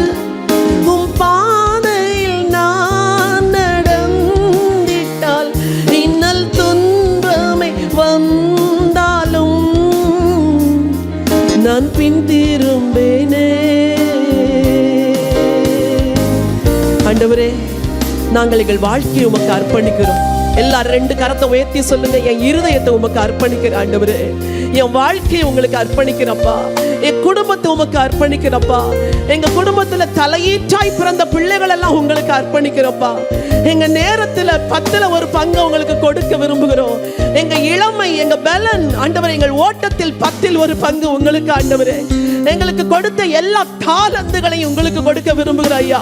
எங்களுக்கு கொடுத்த எல்லா உலக பிரகாரம் பொருள்கள் ட்ரெஷர்ஸ்னால Father, we want to serve you Lord. ஆண்டவரே, எல்லாவற்றுக்கும் மேலாய் இன்னைக்கு நாங்க எங்க இருதயத்தை உங்களுக்கு கொடுக்கிறோம் ஆண்டவரே. உங்க பிள்ளைங்கன்னு சொல்லிட்டு இந்த உலகத்துல உண்மை இல்லாமல் நாங்கள் வாழக்கூடாதப்பா. உங்க மகன், உங்க மகள் என்று சொல்லிவிட்டு நாங்க உங்களுக்கு விரோதமாய் வாழ்ந்துடக்கூடாது. எங்களை அர்ப்பணிக்கிறோம் ஆண்டவரே. சொல்லுங்க எல்லாரும், எங்களை அர்ப்பணிக்கிறோம் ஆண்டவரே. எங்களை அர்ப்பணிக்கிறோம் ஆண்டவரே. எங்களை உடைய கரத்துல கொடுக்கிறோம் ஆண்டவரே. நாங்க ட்ரஸ்ட்வர்தியா இருப்போம் ஆண்டவரே. உமக்கு உண்மையுள்ளவர்களாய் வாழ்வோப்பா. வாயை திறந்து சொல்லுங்க, இன்றைக்கு அமுக்கி குலுக்கி சரிந்து விழும்படியாய் நன்றாய் அளந்து உங்க மடியில போடுகிற ஒரு ஆண்டவர் இந்த மத்தியான வேளையில தன்னுடைய ஆசீர்வாதத்தை ஊற்றுகிறார் மகளே. இன்னைக்கு உங்க அர்ப்பணத்தை ஆண்டவர் அங்கீகரித்து இன்றிலிருந்து உங்க வாழ்க்கையில நிரம்பி வழிகிற ஆசீர்வாதம், நிரம்பி வழிகிற ஆசீர்வாதம் சாதாரணமாய் அல்ல. பரலோக எஜமான் அழைத்த எஜமான் ஆமுக்கி குலுக்கி சரிந்து விழும்படி உன் மடியிலே போடுவார். உன் மடியிலே அளந்து போடுவார். நன்றாய் அளந்து போடுவார். பெற்றுக்கொள் மகளே, விசுவாசத்தோடு பெற்றுக்கொள். இதுவரைக்கும் நீ ஆண்டவருக்காய் செய்த எல்லாவற்றையும் ஆண்டவர் அறிந்திருக்கிறார். அவரோடு செலவழித்த நேரங்கள், அவருக்காய் செலவழித்த நேரங்கள், ஓடி ஓடி உழைத்த ஊழியர்கள், ஆண்டவருக்காய் வடித்த கண்ணீர், ஆண்டவருக்காய் முடக்கிய முழங்கால்கள், உன் இல்லாமையில் இருந்தும் தாராளமாக இயேசுவுக்கு கொடுத்தாயே, அதை எல்லாம் ஆண்டவர் பார்த்து இன்றைக்கு உங்க மேல ஒரு ஆசீர்வாதத்தை ஊற்றுகிறார். Receive it in Jesus name. பெற்றுக்கொள்ளுங்கள், பெற்றுக்கொள்ளுங்கள். இதுவரை நீ வாழ்ந்த வாழ்க்கைக்கு பலன் இன்றைக்கு உன் மடியிலே அளந்து போடப்படுகிறது. பெற்றுக்கொள். ஒருபோதும் மறவாத ஒரு தேவன், அநீதி இல்லாத தேவன், கொடுத்தவைகளை மறந்து விடுவதற்கு அநீதி இல்லாத தேவன், செய்தவைகளை மறக்கிறதற்கு அநீதி இல்லாத ஒரு ஆண்டவர் உன் மடியிலே அளந்து போடுகிறார். You will see it and you will receive it. வருகிற நாட்களில் இவ்வளவு பெரிய ஆசீர்வாதமா, இவ்வளவு பெரிய நன்மையா, இவ்வளவு பெரிய மேன்மையா, என் பிள்ளைகளுக்கு இவ்வளவு பெரிய உயர்வா, இவ்வளவு பெரிய ஆச்சரியமான ஆசீர்வாதமா என்று நீ வியக்கும் அளவுக்கு ஆண்டவர் உனக்கு செய்வார். அப்பா, ஒரு உண்மையுள்ள தெய்வத்தை நாங்கள் சேவிக்கிறோமே. உமக்காய் ஓடின உழைத்த கரங்கள், அண்டரை வடித்த கண்ணீர்கள், முடக்கிய முழங்கால்கள் எல்லாவற்றையும் பார்த்து இன்னைக்கு உங்க ஜனத்தை ஆசீர்வதிங்கப்பா. ஆண்டவரே, அவர்கள் கொடுத்ததும், அவர்கள் செய்ததும், அவர்கள் வாழ்ந்ததும், அவர்களுமை சேவித்ததும், உம்மோடு செலவழித்த நேரங்களும் உலகத்துக்கு தெரியாது. But Lord, you know everything. இன்னைக்கு அளந்து மடியில கொடுத்து ஆசீர்வாதத்தோடு அனுப்புகிறதற்காய் நன்றி. எங்களை தாழ்த்துகிறோம். கிருபையின் கரத்திலே ஒப்புக் கொடுக்கிறோம். மீட்பெரும் இரட்சகருமாம் இயேசு கிறிஸ்துவின் நாமத்தில் வேண்டிக் கொள்கிறோம் நல்ல பிதாவே, ஆமென்.